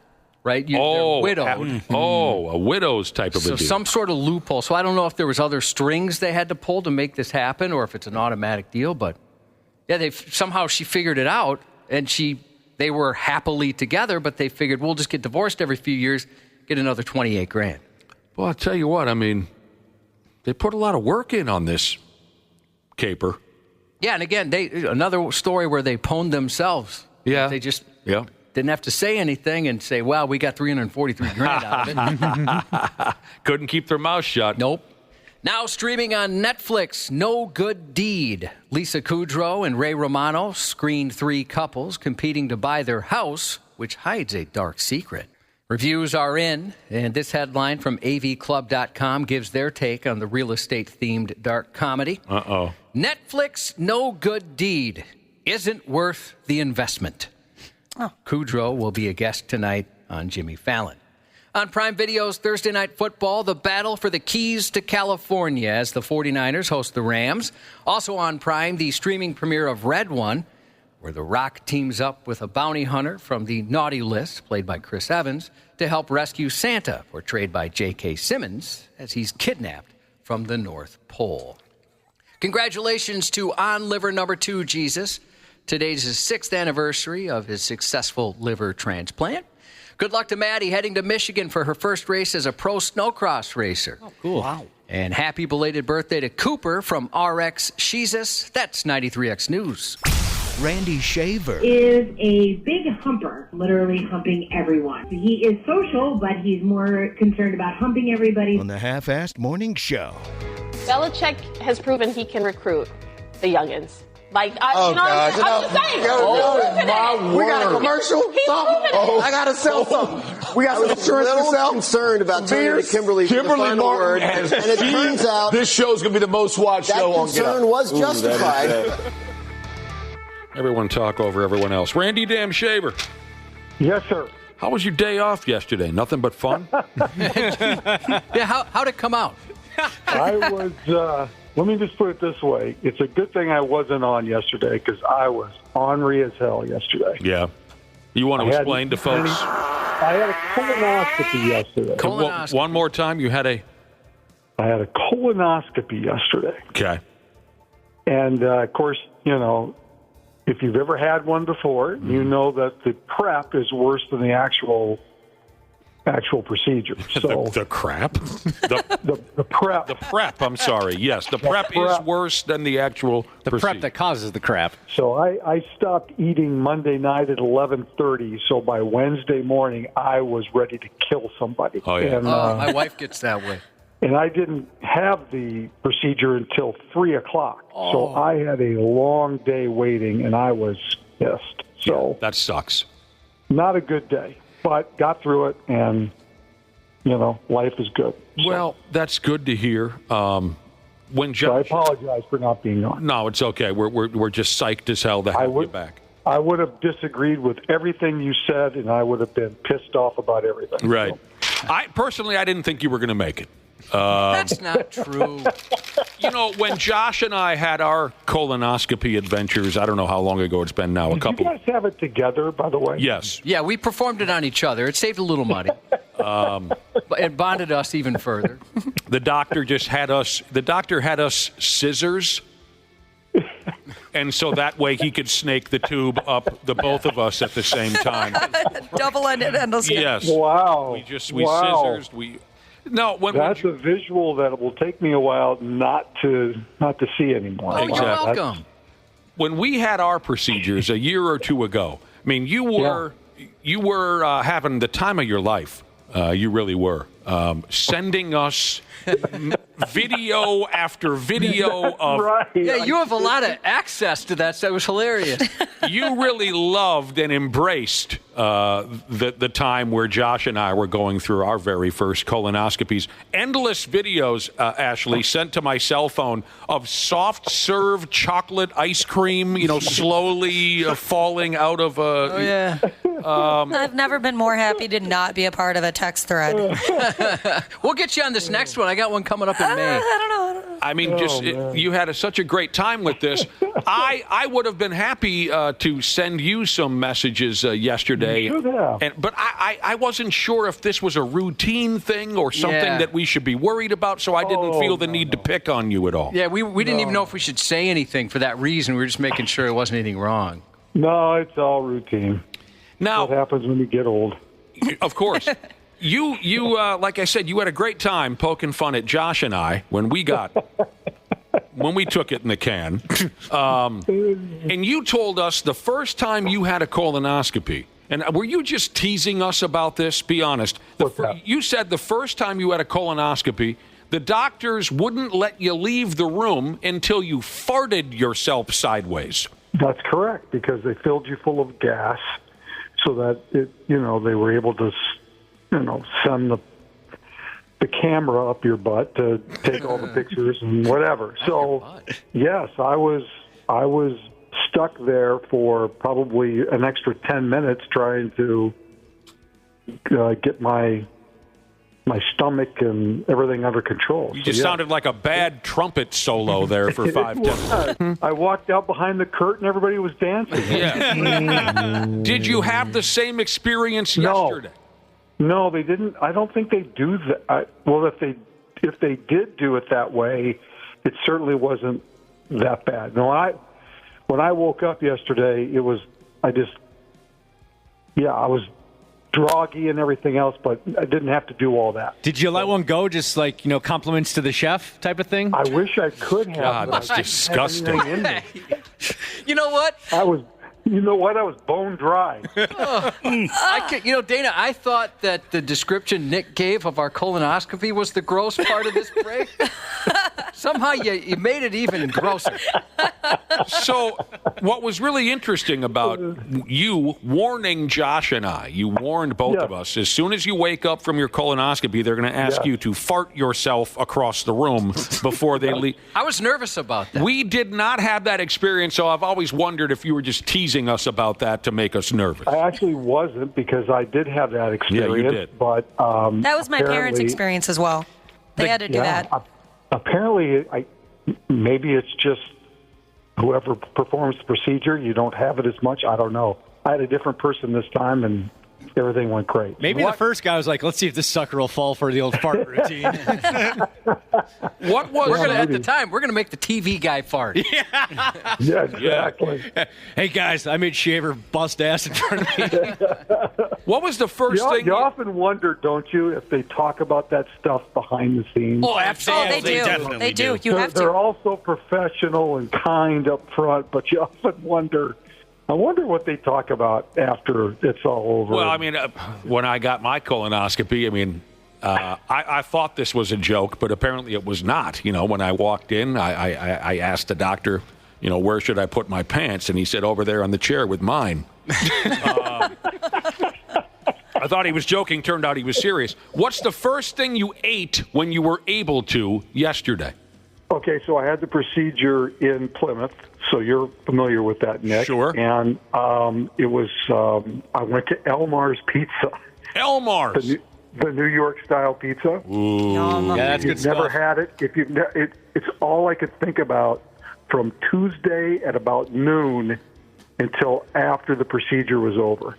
I had it all planned what I was going to get, and I couldn't wait to eat that pizza. In fact, I had 3 pizzas. I was starving so badly. So again, you know, if you haven't gone in yet for the reaming, if you have yet to experience a colonoscopy, sure, the prep sucks and you starve. It does. But the procedure isn't bad. And Josh, tell me if you had the same experience. I mean, the first thing that I had to eat when I was able to, I wanted to have a Subway sandwich, and it was glorious. But it's kind of, Josh, even though it's only, I don't know, what is it, 12, 16 hours you can't eat?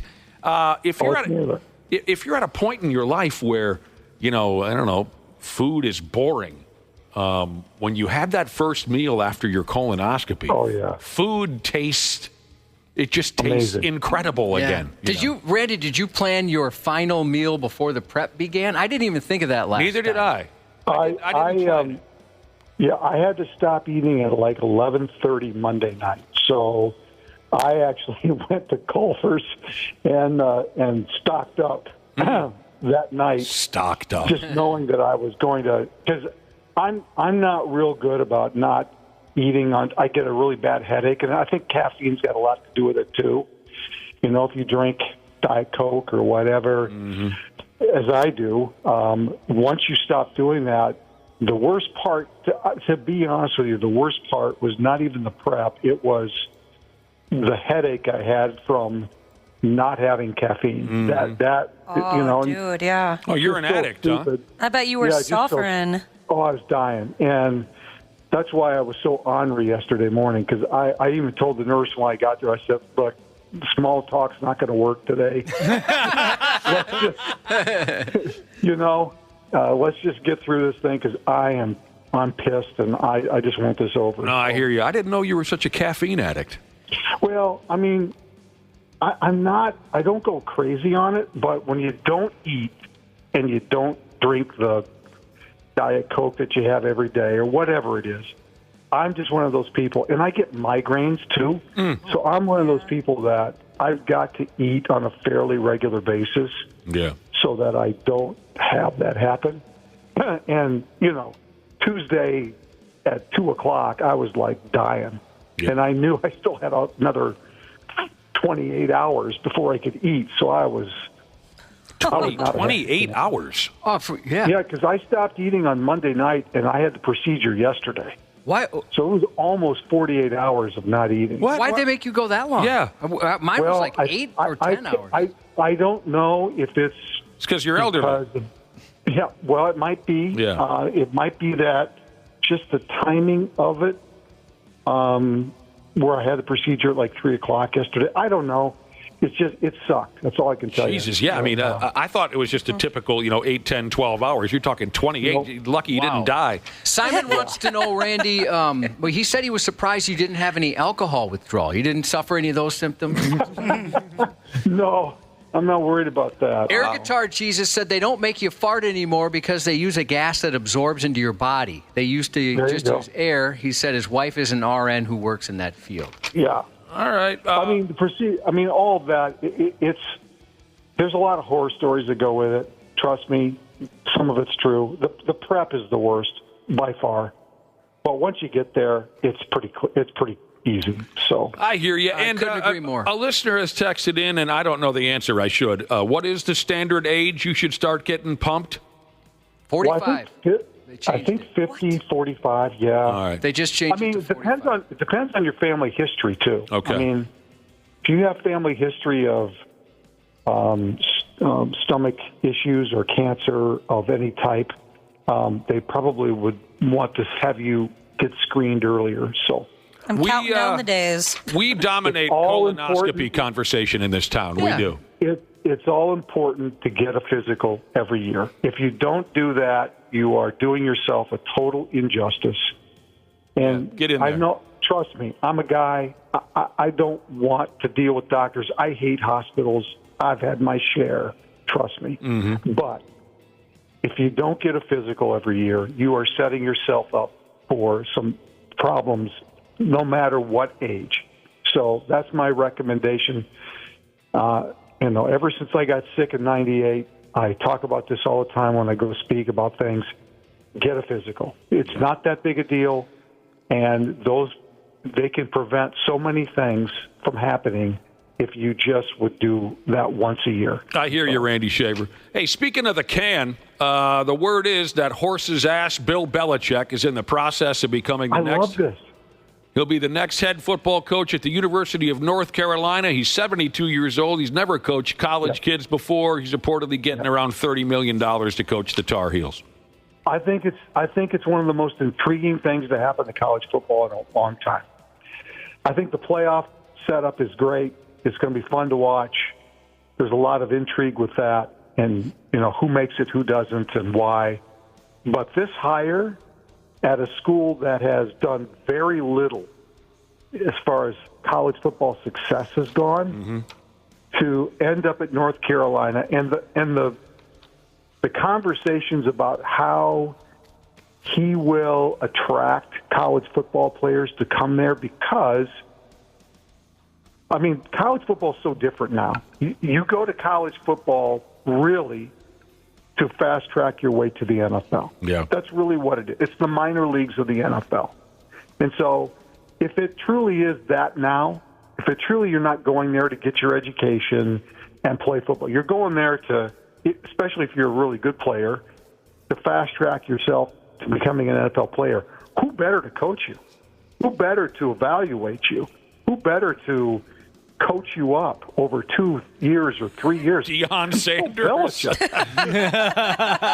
Maybe no, of course he. Now, Deion Sanders has proven you can do that, though. I think he kind of created the roadmap. Yeah, he did. For a guy like Bill Belichick to do it. And let's be honest, and I saw this last night when I was watching it. If Bill Belichick had gotten the job at Atlanta, we all would have gone, oh, okay, who cares, right? Right.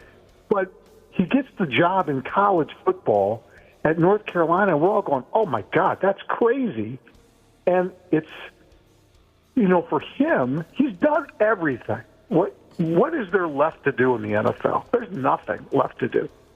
You've got nothing to prove. You're right. It certainly makes North Carolina football interesting, and that's never happened before. But I think college football in general, Nick, I think it just is like, I think it's the next wave of what we're going to see in college football. Okay. Because let's be honest, it is no longer just let's go, we get a kid and he goes to study and he stays here 4 years. And that's gone. That doesn't exist anymore. Right. It's the Wild West. It's a different vibe now. Now, back to the idea of Bill Belichick, possibly coaching in the NFL. You mentioned Atlanta. Had Atlanta hired him, we would have shrugged our shoulders and said, yeah, whatever. Here are some of the Belichick questions I saw on websites yesterday.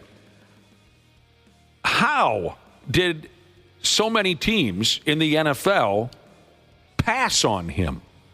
Could it be because he's a massive pain in the ass? Is it because inside NFL people really don't think he's that great of a coach? Is it because he would cost too much money? Last season, 8 NFL coaches were fired, including Belichick in New England, but only one franchise interviewed Bill Belichick. So a lot of websites are asking, why? Do you have any guess as to why? I would say that his personality. He comes off like a pain in the ass. Yeah, is one thing. But I would also say he had complete control in New England. Yes. Not just of the team and the drafting, but the building. I mean, he was in control. And so if you're looking to hire Bill Belichick, then you have to be willing to give up control of, because damn near everything. That's going to be what he wants. Now, he'll go to North Carolina. He won't have complete control because you can't do that in college football. But he'll have as much as he possibly can get his hands on. And the things that he doesn't want to do, like managing NIL, he's not going to do that. Right. Is he going to go? Is he going to recruit and go he's not going to do that. He's going to hire people to do all that. He'll close out kids. He may sit in a living room with the parents and the kids, which would be so totally interesting. It'd be beyond. That would be weird. I mean, that'd be a real one of those reality shows. I would love to watch that. Right.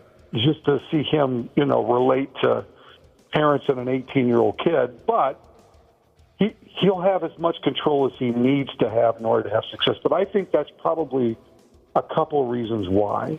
Now, social media dorks all more or less made the same joke about Bill Belichick coaching in college because everyone's aware that he's currently dating a 24-year-old gal or something like that. So they all made jokes about how, well, you heard it in our intro. Yeah, he can recruit the youngins. He's a great recruiter of young talent on and off the field.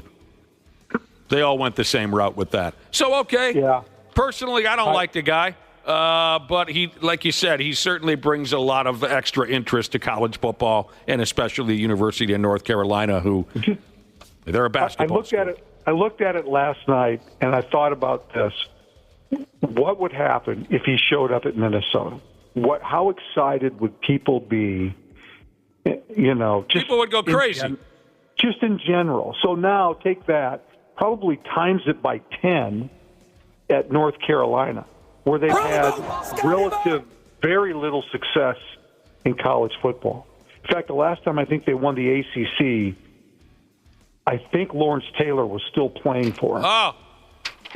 And he's now like 66 years old. Now, don't you try to push my guy P.J. Fleck out of town, for Christ's sake. No. I'm just saying, though, I tried to relate it to how would I feel as a fan. No, I'm sure people would go crazy around here if he became. In this day and age, if Bill Belichick showed up to be the head coach. And think about this. I mean, there's so much football talent in the Southeast. Imagine being a junior in high school right now, and Bill Belichick shows up at North Carolina, and I have true aspirations of playing in the NFL, and I've got the body to match that. I'm going to certainly seriously consider that because the guy knows what it takes to play at the next level. We'll see how it plays out, for Christ's sake.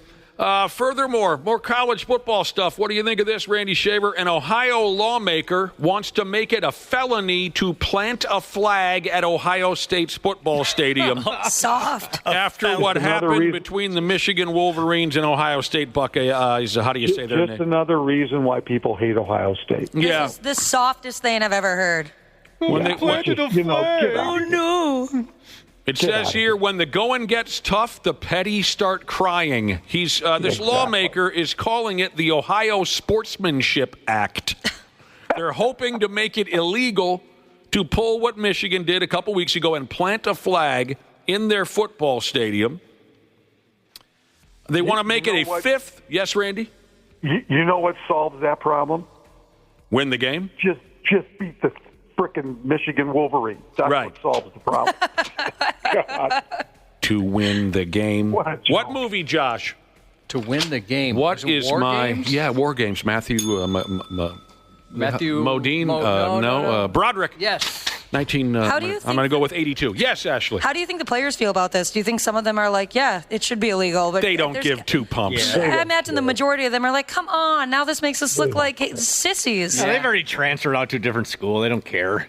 Well, and it's so stupid because it's all AstroTurf and stuff like that, so you can't even plant a flag. Well, they don't mean plant it literally. They mean do what Michigan did. Yeah. They want to make it a 5th-degree felony, which is the least severe felony in Ohio. But keep this in mind. Other 5th-degree felonies in Ohio, breaking and entering, theft of items more than $1,000. The punishment for those crimes, 6 months to a year in prison, 5 years of community service. So apparently dorkbag politicians think it's also fit. That punishment is also fit for taunting at a college football game. You got to be out of your mind. Yeah, let's ruin a young kid's life because he's having fun. All right. There's a very good chance. I mean, Ryan Day's job is on the line at Ohio State, too, because if I'm not mistaken, I think they've lost to Michigan 4 years in a row or something like that. I mean, it doesn't matter. I mean, the only way he redeems himself is to win the national title. That's the only, and, obviously they can't. So, it's the answer to that question is just beat Michigan at home, and you won't never have to worry about that. I can't stand Ohio State. Makes me sick. All right. Let's move on to the pro game, Randy Shaver, real quick. Next season's starting quarterback for the Las Vegas Raiders, Sam Darnold, has been named the NFC Offensive Player of the Week after what he did Sunday to the Atlanta Falcons. You guys know the story. He threw 347 yards worth of footballs. 5 of those ended up turning into touchdowns. First time he's won the NFC version of the award, but he was named the AFC Player of the Week back in 2019. Sam Darnold. Deserves it, no doubt. The word is the New England Patriots have waived a dude who played some wide receiver here for the Vikings in past years, a kid by the name of KJ Osborne. So some Vikes fans are wondering, well, should the Vikes call this dude and give him a job? I hope so. No. I want him back because at Muddy Cow or some restaurant, I bid on a couple of jerseys and I won an autographed jersey, and then he got traded immediately. Oh, that always happened to me when I was a kid, Josh. Anytime I bought a Twins jersey, he was gone in a week. Recently, I was cleaning out my basement and I came across it, and I asked a couple buddies, hey, do you want this? It's wrapped up, everything. I want it. And they both turned it down. Really? Free autographed jersey. You are the owner of a completely meaningless KJ Osborne Vikings jersey. Yeah, I remember a few years ago he had that really good year, and I thought, oh, here we go. I'm going to get in on this now while I can. Yeah. We should hang it on a rack right next to my Pat Beverly Timberwolves jersey. We should hang them in the studio on the wall. Although I'll bring that in tomorrow. Yeah. Although I think my Pat Beverly jersey holds a little more value. At least at least he won something around here, Josh. He won that play-in game where everyone was crying on the court and hugging their wives and girlfriends. That was a big moment. Pat cried. He ran off. It looked like we won the NBA title. Yeah, he was standing on the scorer's table. So, KJ Osborne, you're not in favor of this idea, right? No, they've got enough good receivers. They don't need. Looks like he's already claimed off waivers by the Washington Commanders. Oh, well, then F him. I will say this, though. If Adam Thielen was available right now, I would have interest. He's playing great. I don't know if you've been watching Carolina. The last 2 or 3 weeks. No. Yeah, that's a hard no. Since he's been healthy, he's been phenomenal. So. All right. Well, forget about that KJ Osborne guy. He signed with the Commodores. I love the Commodores. Great. Josh, I hope he has a great run with the Commodores. I hope they win it all. I do. That'd be great for me selfishly. Yeah. Then I have a jersey that might be worth something. Maybe he becomes the wrong color jersey, but but maybe he's the MVP of the Super Bowl or something. Yeah. Then somebody will buy that stupid jersey off of you, won't you think? What the odds are of that? Oh, I wanted to run. Not good. Low. I want to run this by Randy Shaver now. I know we talked about this earlier, but you said something or another about the Carolina Panthers. Do you know a wide receiver, a rookie there by the name of Xavier Leggett? Yep. He was on a podcast recently. He was asked about his diet, and he mentioned that he eats raccoon carcass. I eat raccoon. You what? I eat raccoon. I see that. I said, no, what do you mean raccoon? Like the raccoon? Like a raccoon that you see in the trash can. Where do you even eat that at? I hunt it. I hunt it. I kill it. I skin them, cook them, eat them, all that. Okay. He's a little tough to understand, but he said, like a raccoon you see in a trash can. So like roadkill? Well, he hunts them. Oh. I mean, I don't know if he gets a shovel and scoops up the dead raccoons off the highway. I don't think so. He hunts them, he kills them, he skins them, he cooks them, he eats them. I missed that last time. How do you hunt? Legal? I think so. In some states it is. I have no idea. Okay. And I doubt the cops are going to come knocking on his door because he's killing a few. I think I'd rather have 10 colonoscopies than do that. Imagine if your doctor identifies raccoon in your colon during your colonoscopy. Are you embarrassed by that? There's a polyp in there that is raccoon related. Yes. I wouldn't be embarrassed by that. If he found some raccoon carcass in my colon, I would be too. No, I would not be embarrassed. I'd say, cool, whatever. Yes. Conversation starter. We had this conversation earlier, and I said I would eat some raccoon. I'm not afraid of eating some. Oh, my God. Gross.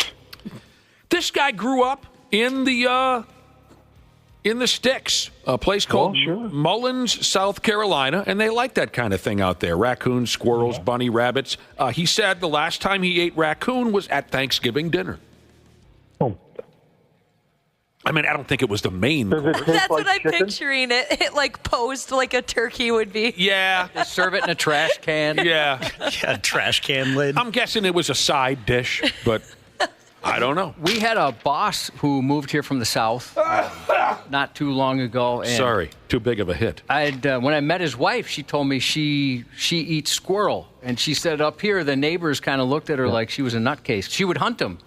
My grandfather did that, Josh. My grandfather, on my mom's side, in Iowa, hunted squirrels and ate them. Yeah. Cooked them. Yeah. There's a lot of them out there.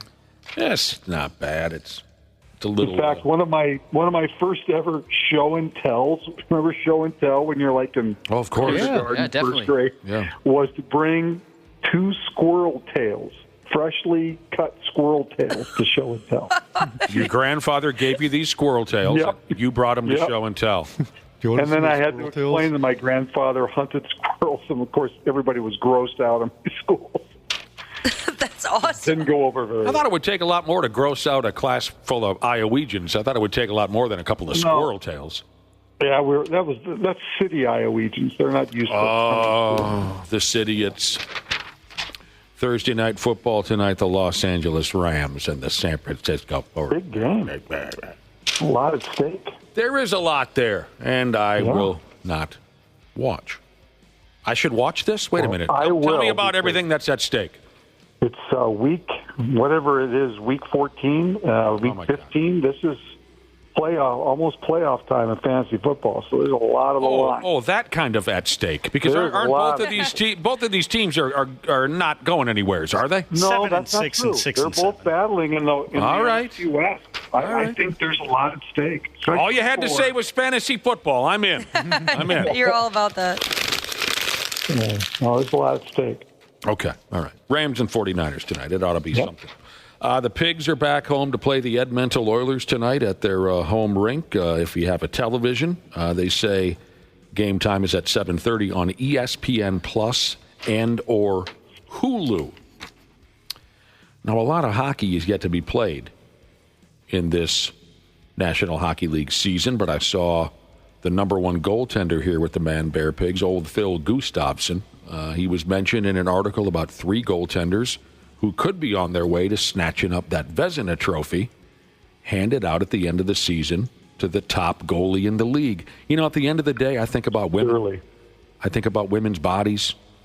Maybe that'll all change. Maybe I'll end up sleeping with old goalies. I mean, with things being what they are, who knows? The 3 keepers who might be headed for the Vezina: Connor Hellebuck of the Winnipeg Jets. He does this, he does that. He got a strong glove hand, Josh. You got a strong glove hand. That's good for a goal. He uses the blocker. Lucas Dostal of the Anaheim Ducks. And then they throw Old Phil into the mix. Currently, where does Phil stand? His .927 save percentage in 21 games is second among goaltenders. His goals against average is the best. He's played in 21 of the Wild's 28 games. He's lost just 4 of them.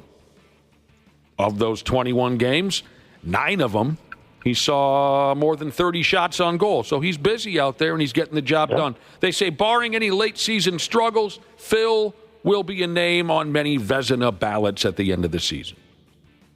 I can see that, as long as they keep playing well. So there's a long way to go. Of course, the Russian kid is putting up MVP numbers. I keep seeing that, too. 18 goals, 25 assists, 43 points. He's a plus 21. I mean, all of that's a product of how well they're playing. So as long as they continue to play well and do the things that they need to do, these guys are going to be in the conversations for sure. Health is going to be a big deal for this team, though, as we've seen in the past. If this team can stay healthy or relatively healthy, they're going to compete and they're going to be in the conversation. But if injuries take a toll, things could go the other way. So there's a long way to go. Hopefully they'll be able to keep playing the way they're playing, because it's been a lot of fun to watch them play. And let's get back to that word fun in a minute. But first, more on the Russian kid. There have only been 5 games where he didn't register a point ski. Wow. He's scored 10 game winners. That leads the NHL. No one has more points on the road than he does. My only issue, he's scored, I wish I wouldn't have seen this statistic. Empty nets. He has scored more empty net goals than anyone in the league, and that's a problem. Sorry. That's where the older players need to sit him down. Randy, guys like... That's a product of winning, Nick. No, it's disrespectful. Is what's the name of the guy we have on the program now? Marcus Foligno. Marcus Foligno, and veteran player needs to sit him down and have a conversation about respecting the game. So I want you to bring that up with Marcus. I will. Because I think Marcus will disagree. So if you're coaching the team, yes, which you easily could do if you wanted to. Of course. And it's the difference between winning and losing. The other team pulls their goalie. Do you tell your guys, don't even give it a shot? You score an empty net goal, I'm sending you to Iowa. Winning, even if it means losing the game. Winning is great, but I am not going to be the coach that pisses on Gordie Howe's grave. Now, I don't have a hockey mind whatsoever, but if I was going to play your team, we wouldn't have a goalie. Smart. That's a very good point. And we'd make the net bigger. I would like to see, I want the video of the look on my face when I realize I've just been outsmarted. The sumbitches, they showed up without a goalie. Yeah. We're going to lose every game. I want respect as badly as I want wins, Randy Shaver, if I'm coaching that hot. More empty net goals than anyone in the league, and I'm supposed to believe this is like the marquee player? That's sickening. Oh, come on. It just ain't right. It all looks the same on the score sheet. See, that's what guys who ran track in the 70s would say. Hey, Randy ran track in the 70s. Empty net goals. My damn, who taught you how to play the game? Now, you said something about fun. I want to run this by Marcus Foligno, too, and see what he has to say about this. Bleacher Report put out an article, NHL storylines we didn't see coming. A lot of this article, really boring. But anyway, one of the NHL storylines that they didn't see coming, they say the Minnesota Wild are fun. For the past few years, they've been tough to watch. But the guy who wrote the article said, I'm not surprised that they're good, but I am surprised that they're fun. The pieces are clicking. The Wild are good. They're safe to enjoy it. And he's right. I think he's referring to being offensively better. Oh, yeah. They're scoring goals, and they're doing it sometimes in dramatic fashion too. Yeah. But Oh, yeah. I mean, they're just consistently better offensively. Yeah. But it's true. I mean, it's a tough pill for some folks to swallow. But for a few years there, they were tough to watch. Oh, there were some stretches where we talked about. Oh yeah. Can they win? Can they score 2 goals in a game? I mean, so yeah. I mean, compared to that, this team is exciting to watch. Word is total douchebag Jimmy Butler is going to be traded away from the Miami Heat because they can't stand his act anymore. Your move, Timberwolves. Bring him back. Oh, my God. You know what? What's Brad have to say about that? Press conference at Mall of America. Give out your cell phone number again. Let's just run it back. Let's have Brad Ryder comment. I'm sure he'll bring it up tomorrow. Is Brad going to be with us tomorrow? Yes. Yep. He can only come back if he's emo Jimmy Butler all the time. Do not bring him back. No. I love the emo bit, though. No. That was so good. No. Let him go to Phoenix and let him go play with Durant, and there'll be a problem there. Don't need the problem here. Oh, back to the Wild real quick. Where did I have this? Back to the Wild. We were talking about how they're a much more fun team to watch this year. Boy, they move the puck so well, and then they actually put the biscuit in the, how do you call it? In the basket. Basket. Swamp Stomping Jesus has a comment on the Wild. He says, nobody can beat us when we play like we play when we play. That's deep. He's taking some Denny Green logic. Thank you, Denny. Moving it on over. Nobody can beat us when we play like we play when we play. And it's always fun to bring. How about some baseball here real quick? Some lefties, left-handed pitchers making some money now. Garrett. Well, you knew the Yankees were going to do something because losing Soto to them. First of all, have you watched any videos of Yankee fans on the internet going nuts when Soto signs with the Mets? No. I guess I didn't really think about it that way. Yankee fans are so pissed off that he went to play for the Mets and not stay. You know, he only played 1 year in New York for the Yankees, right? Yeah. But he goes to the Mets. Oh, my God. They're mad about it. I died laughing watching these Yankee fans. They're throwing bats and they did all these. Oh, it's just hilarious. They feel so, like they were taken by this guy, that he robbed them, oh my God, it's just crazy. Bamboozled. They feel bamboozled. Yeah. That's great. If Yankee fans are in pain, I'm a happy guy. Yeah. So, speaking of the Yankees, they signed up that sharp left-hander from the Atlanta Braves, Max Fried. Yes.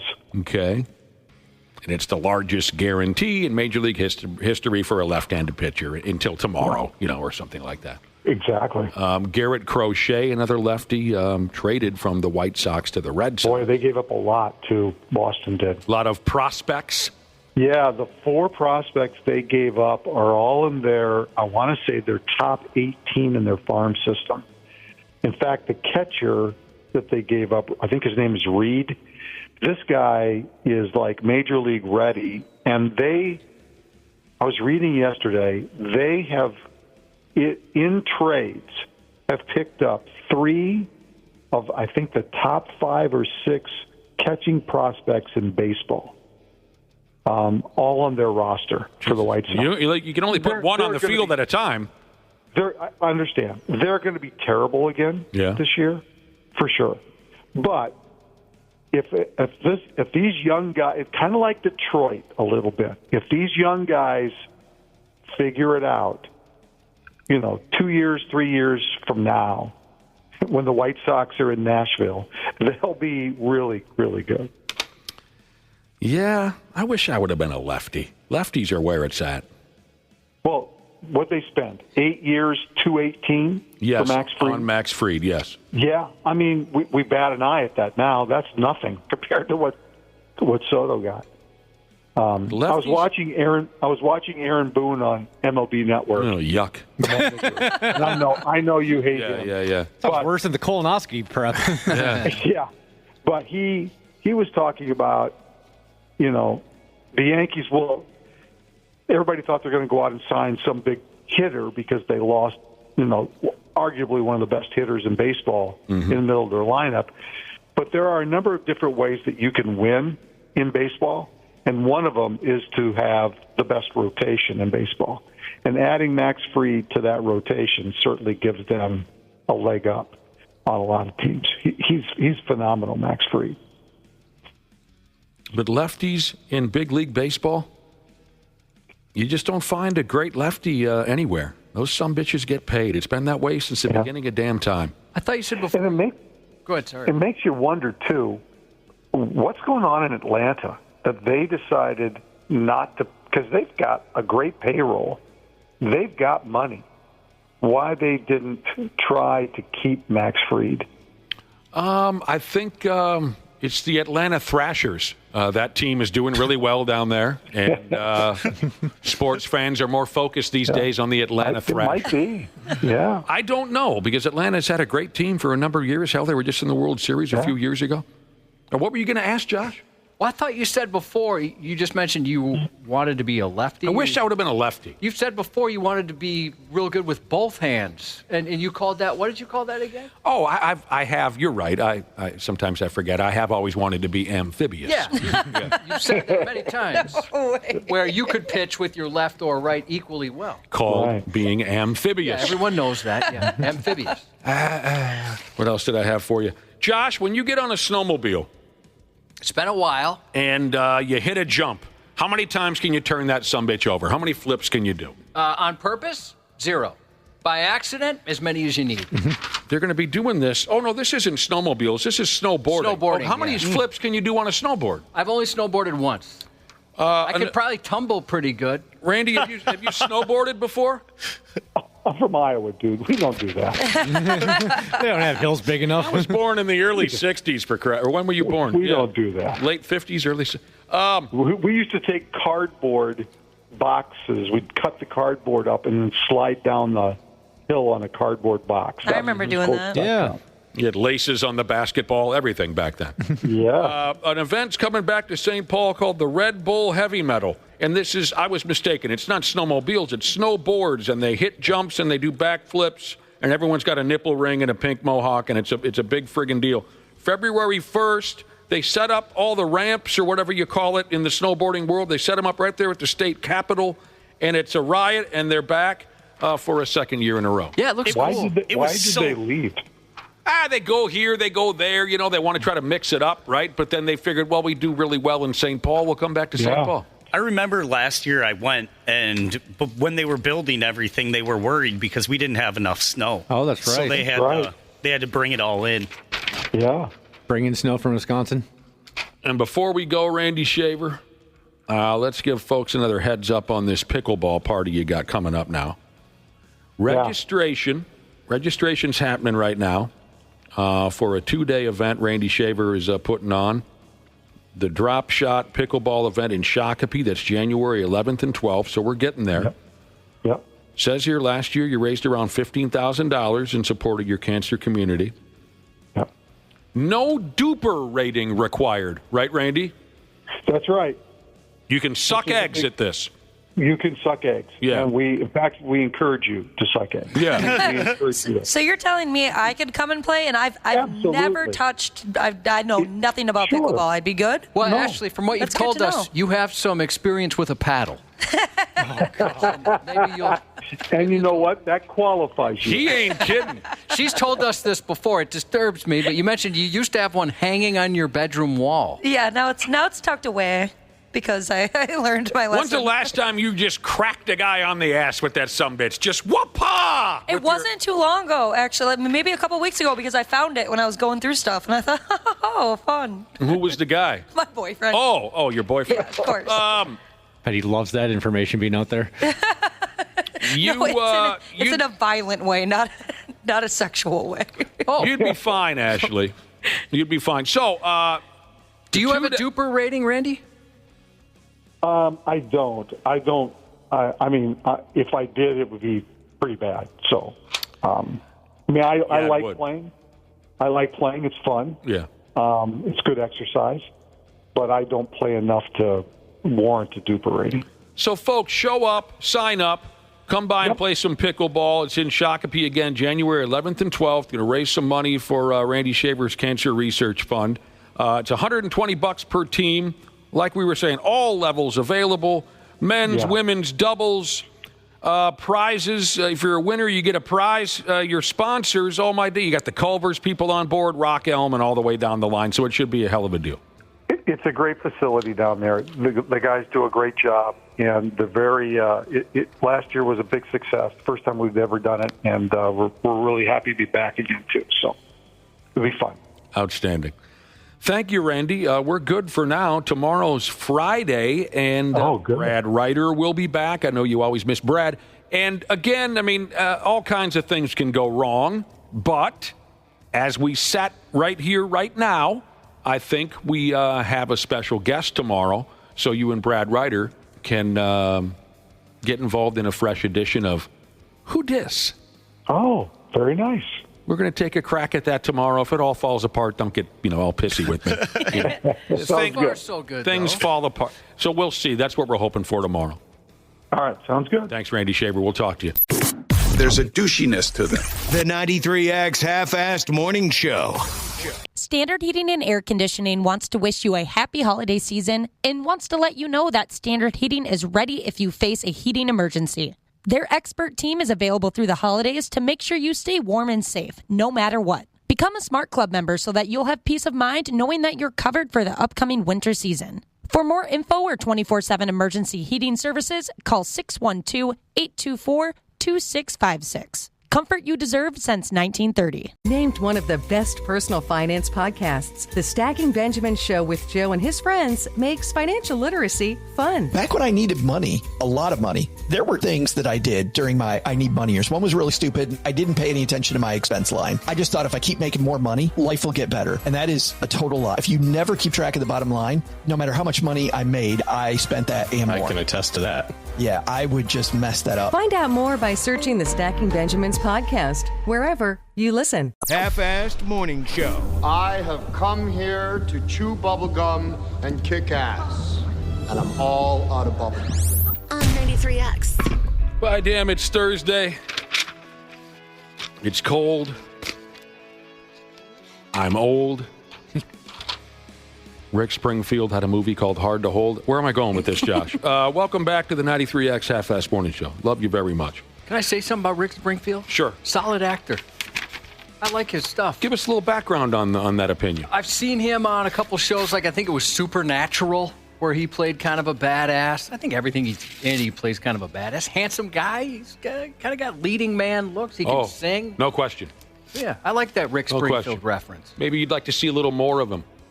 Well, maybe Rick Springfield finds his way into the Yellowstone series or something like that. Yeah, anything by Taylor Sheridan. He's welcome to join. Oh, I knew there'd be a moment where we could find a reason to talk about Rick Springfield this morning. I knew it. Here we go. The holiday season has swept us into its midst again. Come Christmas time, you can't help but think back to when you were a kid. Ah, what a magical time it was for some of us. Maybe not so much for others. But, we're not kids anymore. We're friggin' grown folks now. Some kids got whatever the hell they wanted. Didn't they, Dana? Why would you single me out? Well, all he's doing is mentioning you get whatever you want and always have. That's absolutely not true. Some kids got whatever the hell they wanted. I knew a few of those kids. I did. Some of us didn't get dick. One of my best friends growing up was one of those kids. I remember being very humbled when she would pull out like her parents' credit card when we were like out getting Subway or something. I'm like, what's that? They just give you access to that? Let me ask you something about your gal friend that got anything and everything that she wanted. When the rare occasion would come up where she didn't get exactly what she wanted, was she a tornado of rage? Yes. Okay. Yep, absolutely. Yeah, that was one of my pals. A few of my pals got everything they wanted because they were from a rich family. One of my pals, they weren't so damn rich. He still, out of fear, I think, because his parents feared him, he still got whatever he wanted. And on the rare occasion when he didn't, by damn, it was a nightmare. Just one of my favorite stories to tell. And this is, Josh, when did cable television kick in? 1981, too? Early 80s. When cable became everyone was getting cable. Early 80s. So I was, 11 or 12 years old. And I'm at my pal's house, this one spoiled kid. And he can't stop talking about how the cable man is coming today. We're going to get cable. I can watch naked women on HBO. I can watch MTV. And the cable company called and said, sorry, we're running a little behind. We won't be able to get there today. He friggin' came uncorked. He kicked a hole in his parents' wall. Oh, okay. He kicked a hole in the wall, and his folks are going, Donnie, settle down. It'll be tomorrow. And he says, I want cable now. Okay, that's a little extra than anything I ever saw. It would be like over the smallest things because, like I said, she got anything she ever wanted. But it would be like a dumb request like, hey, can you drop us off at the mall at like 7 p.m. at night? And at that age, we were in like late middle school. You don't do that at that age. And they would say, no, like, are you crazy? That's not happening. That's not safe. And it would turn into a huge fight, and I'd have to go home for the night. Yeah. Yeah, that's terrible when the parents tell you have to go home. Yes, all right, Ashley, time to go home. Seriously, dude, the worst. Yeah. And then you have to explain to your parents that your friend was being a brat. Yeah, why are you home so early? Yeah, I had some, just like you, Nick, I had some very rich buddies. And sometimes, we've talked about this when we were younger. Our definition of rich is a lot different than what most people would say. I mean, name brand foods. I remember the first time I went to a kid's house in the suburbs. I grew up in Minneapolis. I thought, oh my gosh, you have a lawn? Got a yard. Yeah, and then also I went to one kid's house. He had a double door in the front. Oh, wow. You were waiting for... Might as well have been Richie Rich. Yeah. You were anticipating a man named Jeeves would answer the door and say, you may enter. Yeah, and back to this pal of mine. One of my favorite people in the whole world, and his family are so special. I love them to death. And his folks, I don't blame them because he was an impossible kid to control. He just was. Some kids just run hot like that. So I want to make it clear that I loved these people and I still do. But he was just a pain in the ass kid. And when things didn't go his way, my damn, there were mornings where I'd crash at his house. And we'd wake up in the morning and his mom would say, good morning, boys. She was so sweet. And my buddy would go, go grab us a couple of McMuffins. And we want to go to the Twins game today. And then tonight you're taking us to a movie. He was just the boss. Wow. That's he was. Crazy. Those poor parents, how are they doing? They're wonderful. I had a friend of mine, his dad was very, very, very high up in a big company and like a big local retailer. And he got anything he wanted, including we could go to one of the stores and pick out any DVD, any movie, him and his... All right, that's the same thing. Any music is what I meant to say. Sure. And we would benefit from it. We would have the side benefits where you're like, hey, you want to grab this? Where, Nick, you're probably in the same boat. If we were going to buy a CD when we were old enough to have a job, you do your research because you buy one. But he would just grab stuff by the cover and he'd hand them out. You want this? You want this? He played guitar, and his dad had an amp made by Jim Marshall. Or not Jim Marshall. Wait, maybe it is. The Marshall guitar guy. The Marshall guitar guy? Yeah. I might be conflating the Marshall. That's living right there. Yeah, he had everything. I remember even thinking he was rich because he had an attached garage, but he's the first person I ever met that grew up in Edina. It was nuts. I want an amplifier made by QT Marshall. But anyway, so the godless internet's been talking. Like I was saying, some of us got whatever the hell we wanted, Christmas or any other time. Some of us didn't get Dick Tracy. So the internet's been talking. Things people bought as adults that they were denied having as kids. So I know my answer right away. Well, I mean, where do I begin, for Christ's sake? But the first thing that came to mind for me is new clothes. What would you say? So two things. I bought the original PlayStation because we never had a gaming system. Although we borrowed one from a buddy who his parents got divorced. and they both, for the first Christmas, got him an N64. And so he let us use one for an entire summer. Oh, that's cool. Man, Mom and Dad didn't even talk on the phone, huh? I mean, they had no idea that each of them were planning on buying their kid. I don't think they talked since the divorce. It was an ugly divorce. It was a bad one. So, and we got that, and then he'd get any games he was sick of, he'd let us use. But so I wanted my own, and I bought the first PlayStation, and I realized I'm not much of a gamer. And then the other thing is just going out to eat fast food and stuff like that, because we would do it once, maybe twice a year for a special occasion. Never got to. And then I kind of broke the bank doing that when I was old enough to. Things people bought as adults that they were denied having as kids. Now, in some cases, it was because there just wasn't enough money to go around, which is sad. In some cases, it was, parents saying, well, no, you are not allowed to own this, this, or this. The first thing that comes to mind for me would be new clothes, or just clothes, period. That's where I'd begin. Because you got so many hand-me-downs all the time? My folks might have gotten me, most kids, when you're little, you go school shopping. Yes. My folks may have gotten me one or two new clothing items when I was a young kid, but then it just stopped. And I was expected to simply ask my larger twin brother for his old clothes. And I understand that. My folks didn't have much money, or they just didn't have money to spend on us in some situations. But what my folks didn't understand is that my brother, just simply because he didn't like me very much, he didn't like to give me his old clothes. So I wore the same pants every day. I would steal clothes.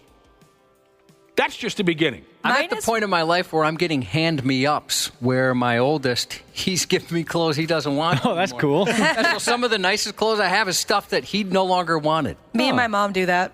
Yeah, we go back and forth. I mostly take her stuff, but I thought of something really dumb. What? Well, I doubt it. Go ahead. My mom, I don't know if you guys remember these, but something that I always saw in commercial were those like Zoo Pal plates. I don't know what that means. So they're paper plates, and they're like animals' faces. I always wanted them when I was a kid, and I would beg my mom to buy me Zoo Pal plates, but she never did. So probably because they were pricier. I don't know. So you could eat your mac and cheese off of a paper plate with a cute cartoon animal face on it. Yes, exactly. So when you had your own money, you went and got a stack of those paper plates. Yes, Zoo Pal plates. They make eating fun, because then you can use them as like a little mask after. Nothing but laughs. Yeah. More anxiety than hair, Jesus said. He bought unedited CDs, LOL. Oh, sure. Yeah. I had to buy those. Unedited? The clean versions is yeah, what my parents, same thing. Yeah. I would have to buy a clean version. You could only get them at Walmart. Coming into the 80s when they put the parental sticker on it. Is that what? Yeah, you could get them elsewhere. You're thinking like at Walmart, they didn't carry a lot of the ones that weren't clean. No, they actually bleeped out the lyrics at Walmart. Put censored versions out there. No, I understand, but I'm saying you could also buy clean versions elsewhere. Oh, yeah. We did the same thing. Well, I found a workaround on the whole parental advisory thing. They would have like a sticker on the CD, featuring the hit single from Eminem, My Name Is. I would take that sticker and peel it off lightly and then put it over the parental advisory. And that's how I was able to sneak that past my parents. Huh. Financial advisor Jesus said vacations. Didn't ever take trips as a kid. Yeah, we didn't either, but that carried on for me where I was fine with that. That's a huge one for me. I'm able to go places now that, we went on one trip when I was a kid, and that kind of sparked my interest to be like, this is what we've been missing out on? What the heck? Something else that came to mind for me right away, it was clothing, and then I would say comfortable furniture. We always had garbage furniture growing up, so that's another. So people have been coming off at the mouth on the social media. Things people bought as adults that they were denied having as kids. Go ahead and text us. I see some of you already are, 651-989-9393 if you'd like to contribute. This is a good one from a texter, and I totally agree. Central air. That was another thing I said when I moved out that I wanted super bad. It was so bad at our house. It was just disgusting. Terrible. And he said, central air. If you had central air, you were rich. I always thought the same thing. I didn't even know it existed until I went to the first house I bet. That and attached garages, I thought that you must be the richest person in the entire world. Some really interesting answers here. Birthday cake. There's a whole other world, says one individual, when you find out you can walk right into a store, buy a birthday cake, and nobody asks you whose birthday it is. Not one person checks. You can literally buy a cake just because. So here's someone when they were a kid. They'd probably stare through the glass at the friggin' local grocery store. Can we get a cake? No, it's not your birthday. You get your own money? Go get a friggin' cake. Eat it all yourself. Oh, I thought of another one. 2% milk. My parents would only buy skim. Oh, I hated skim milk. It was like water. Was that the cheapest? That's what they told us. Yeah, I remember. Yeah, that's what they told me too. I remember skim milk when we were kids. A metal detector. One individual says, I always wanted one as a kid. My dad said I'd use it a handful of times and then it would sit and collect dust forever. I bought myself one, and it turns out that my dad was right. That's cute. But you went out and got a damn metal detector. Here's one individual who says, I finally bought a house, and I've left it largely empty because I grew up in a hoarding household. So I guess technically he or she says, I bought a space. That must have been a hell of a scene. You know, grew up in such a terrible hoarding situation that he bought himself a house and didn't put any damn thing in it. I didn't grow up in a hoarding situation, but I like not having stuff. Like, I like not having clutter. And I think, my wife and youngest, they're the opposite. But I like things not on the walls and rooms that are kind of bare. I'll bust a spring if there's too much random nothingness sitting around any room in my house. Here's an individual who was denied as a child, but then was able to purchase as an adult a bunny. Oh. I understand that. I always wanted one, I should say. I always wanted one so bad as a little girl, she says. I got myself a bunny. We had bunnies when we were kids, and take a wild guess how it backfired. Oh, no. Yeah. Yeah, they reproduced? Reproduced like a sumbitch. Yeah. It seemed like an hour and a half after my dad, wheels up in his pickup. Here's a couple of bunnies for you kids. Yay! We're all coming unglued. No. And I remember my mom saying, well, are they going to reprint? My dad said, they're not going to reprint. I don't know what his theory was as to why they weren't going to put them in the cage. Next thing you know, we had 36 of them. Braces, this text says. Mom couldn't afford them, so I got them at 27. Better late than never. Yeah, it was same for me. As soon as I got hired full-time here, I got braces. Huh. And there's nothing like being a 20, 21-year-old guy first going to the bars when you get your first set of braces. Oh, yeah. It's worth it, though. I don't remember that. Yeah. Were your teeth pretty mangled? Pretty bad, yeah. I don't remember noticing your bad teeth at first, and I don't remember noticing the braces, so I guess I was your perfect wingman. Well, it makes sense, because how many times have I had to say in our illustrious friendship, my eyes are up here, Nick? Yeah. All the time. Half-assed morning show. Promo. On 93X. Here's the conversation we're in the middle of, by God, as we get closer and closer to exiting this nightmare. Things people bought as adults that they were denied having as kids. Maybe your folks didn't have the cash. Maybe your folks were just pricks. But these are the things that people bought as adults they were denied having as kids. Here's what a few of our listening audience members have to say about it. I mentioned that someone earlier said bunny rabbits. And then I told my story about my dad bringing home a couple of bunny rabbits, and next thing you know, there was 45 of them. It was a total nightmare. Here's a listener who said his folks got him bunnies. Thought they were awesome. Until my dad and uncle cut their heads off, and then we ate them. That'd be a bit traumatizing. Yeah, I could see that being traumatic. Some people, listen to this one straight up, Josh. What were you denied as a kid? Once you became adult, you went ahead and purchased? Therapy. Yeah, it's not cheap. Yeah, you need to talk to somebody, you need to talk to somebody. Maker's Mark Sheeza said refrigerator with filtered water and ice maker. Oh, that's a huge dream one. when I first had that one of those. That also was, to me, the sign of someone who was incredibly rich. Absolutely. Here's a listener says when they were a kid, by damn, they wanted an above-ground pool. I want a pool. And the parents said, no. One of you bastards will drown in this sumbitch. So when they got a few bucks of their own, became an adult, they went and got an above-ground pool. I'm still working on that one. I look every single year for hours. I look and I dream. I put it in my Amazon cart, but I never pull the trigger. I bought my son one of those, what are they called now? Those motorized little motorized cars. There's a name, and it's escaping me. Little kid sits in it, and they go cruising around. like a Hummer. Power wheels, yes. Power wheels. I wanted one of those so bad. Yep. I thought they were the coolest. So I lived vicariously through him by purchasing him one of those Power Wheels. Did you get on it? No, I'm too fat. Fat, he says. All right, so one of our listeners, when they were young, loved that skateboarding. Always wanted a half pipe. Wanted his dad to, put together a half pipe with him. The old man wouldn't do it. So, once they got to be an adult, set himself up with a stinking half pipe. That's great. Again, back to, growing up with rich friends. Wyzetta I went to school with a couple guys who had just real deal, like you'd see on television type half pipe setups. I was never much of a skateboarder.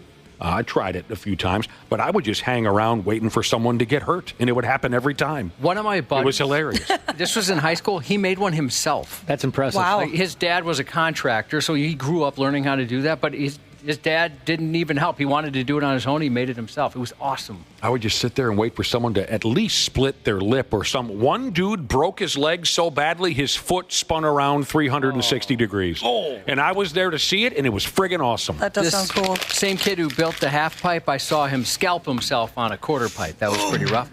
Metal hauling metalhead Jesus apparently would have been the coolest kid in my neighborhood. He ended up buying himself an Atari and a dirt bike when he was old enough to afford it. Couldn't get him when he was a kid. I paid for my own cable when I turned 18. I was still living at home, and I paid for my own cable. I wanted it so bad. Did you order the porno movies? No. Oh, I should order the porno movies. I did a lot of that. Shoes is a popular answer.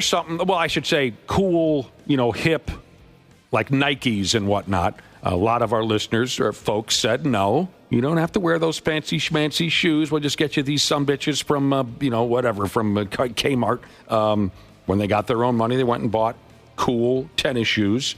High-quality fishing equipment.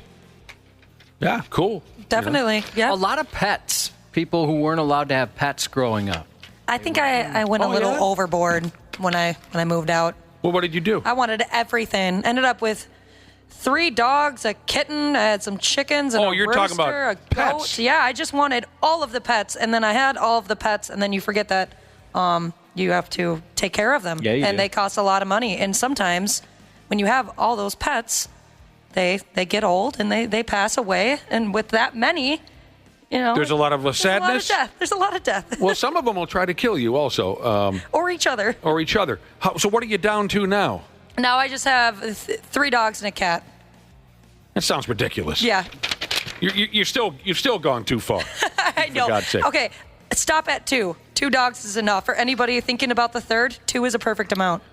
Some of the fun of this conversation is picturing the parents shutting these kids down when they want something so bad. I don't know why I'm taking some joy from that. Maybe I'm a terrible. You like other people's misery. I do. I love like this one. What does this individual say?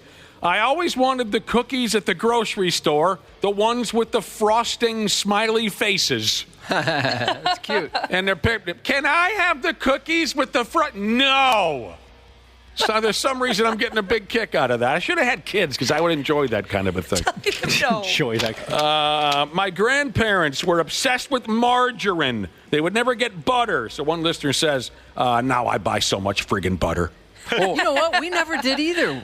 We always got the margarine. I don't remember what we had. No, I never really paid that close attention. How yellow was it? I think that's the difference. Ours was like a plutonium yellow. Yeah, that's what it gets sketchy. Now, if I was an annoying person at my neighborhood bar, you know what I'd be asking right now? Oh, my gosh, don't even bring it up. Hope butter. I need to get me some Hope butter. Something I bought as an adult, my parents wouldn't buy me, a listener says, a lava lamp. Oh, yeah, that's a good one. They said I'd burn myself with the damn thing. I bought one as soon as I moved out, and I burned myself with the damn thing. Yeah.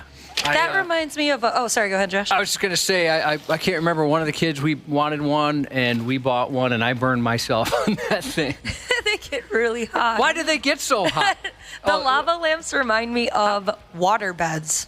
That's something I always wanted. I'm going to go buy a waterbed. If lava lamps are going to be so hot where they burn you, they should change the name to some. Oh, okay. I'm sorry, I didn't think that through. Yes. That makes sense. I never had any interest in a waterbed, Ashley, but I got one when I was about, 19 or 20. It belonged to my dad, and he didn't want it anymore. I said, well, I'll take your waterbed. I've always heard they were kind of fancy schmancy, and I've always wanted to experience a waterbed. And I know it's a punchline now, but I friggin' loved my damn waterbed. I did. Although I filled it up too much. And, if the dog would jump up on the bed and I would be sent into the next room. But and especially, I loved, it was just the heater on the damn thing. I miss my waterbed. Me and the best girl in the whole world, my old Springer Spaniel, Megan Marie, on cold winter days like today, we'd get in that waterbed and we'd just spoon each other. Here's one for you, Ashley, from a lady. Something you were denied having as a kid, but once you were full grown, you went and got it yourself. Red lipstick. My mother would never let me wear red lipstick. Even at 17.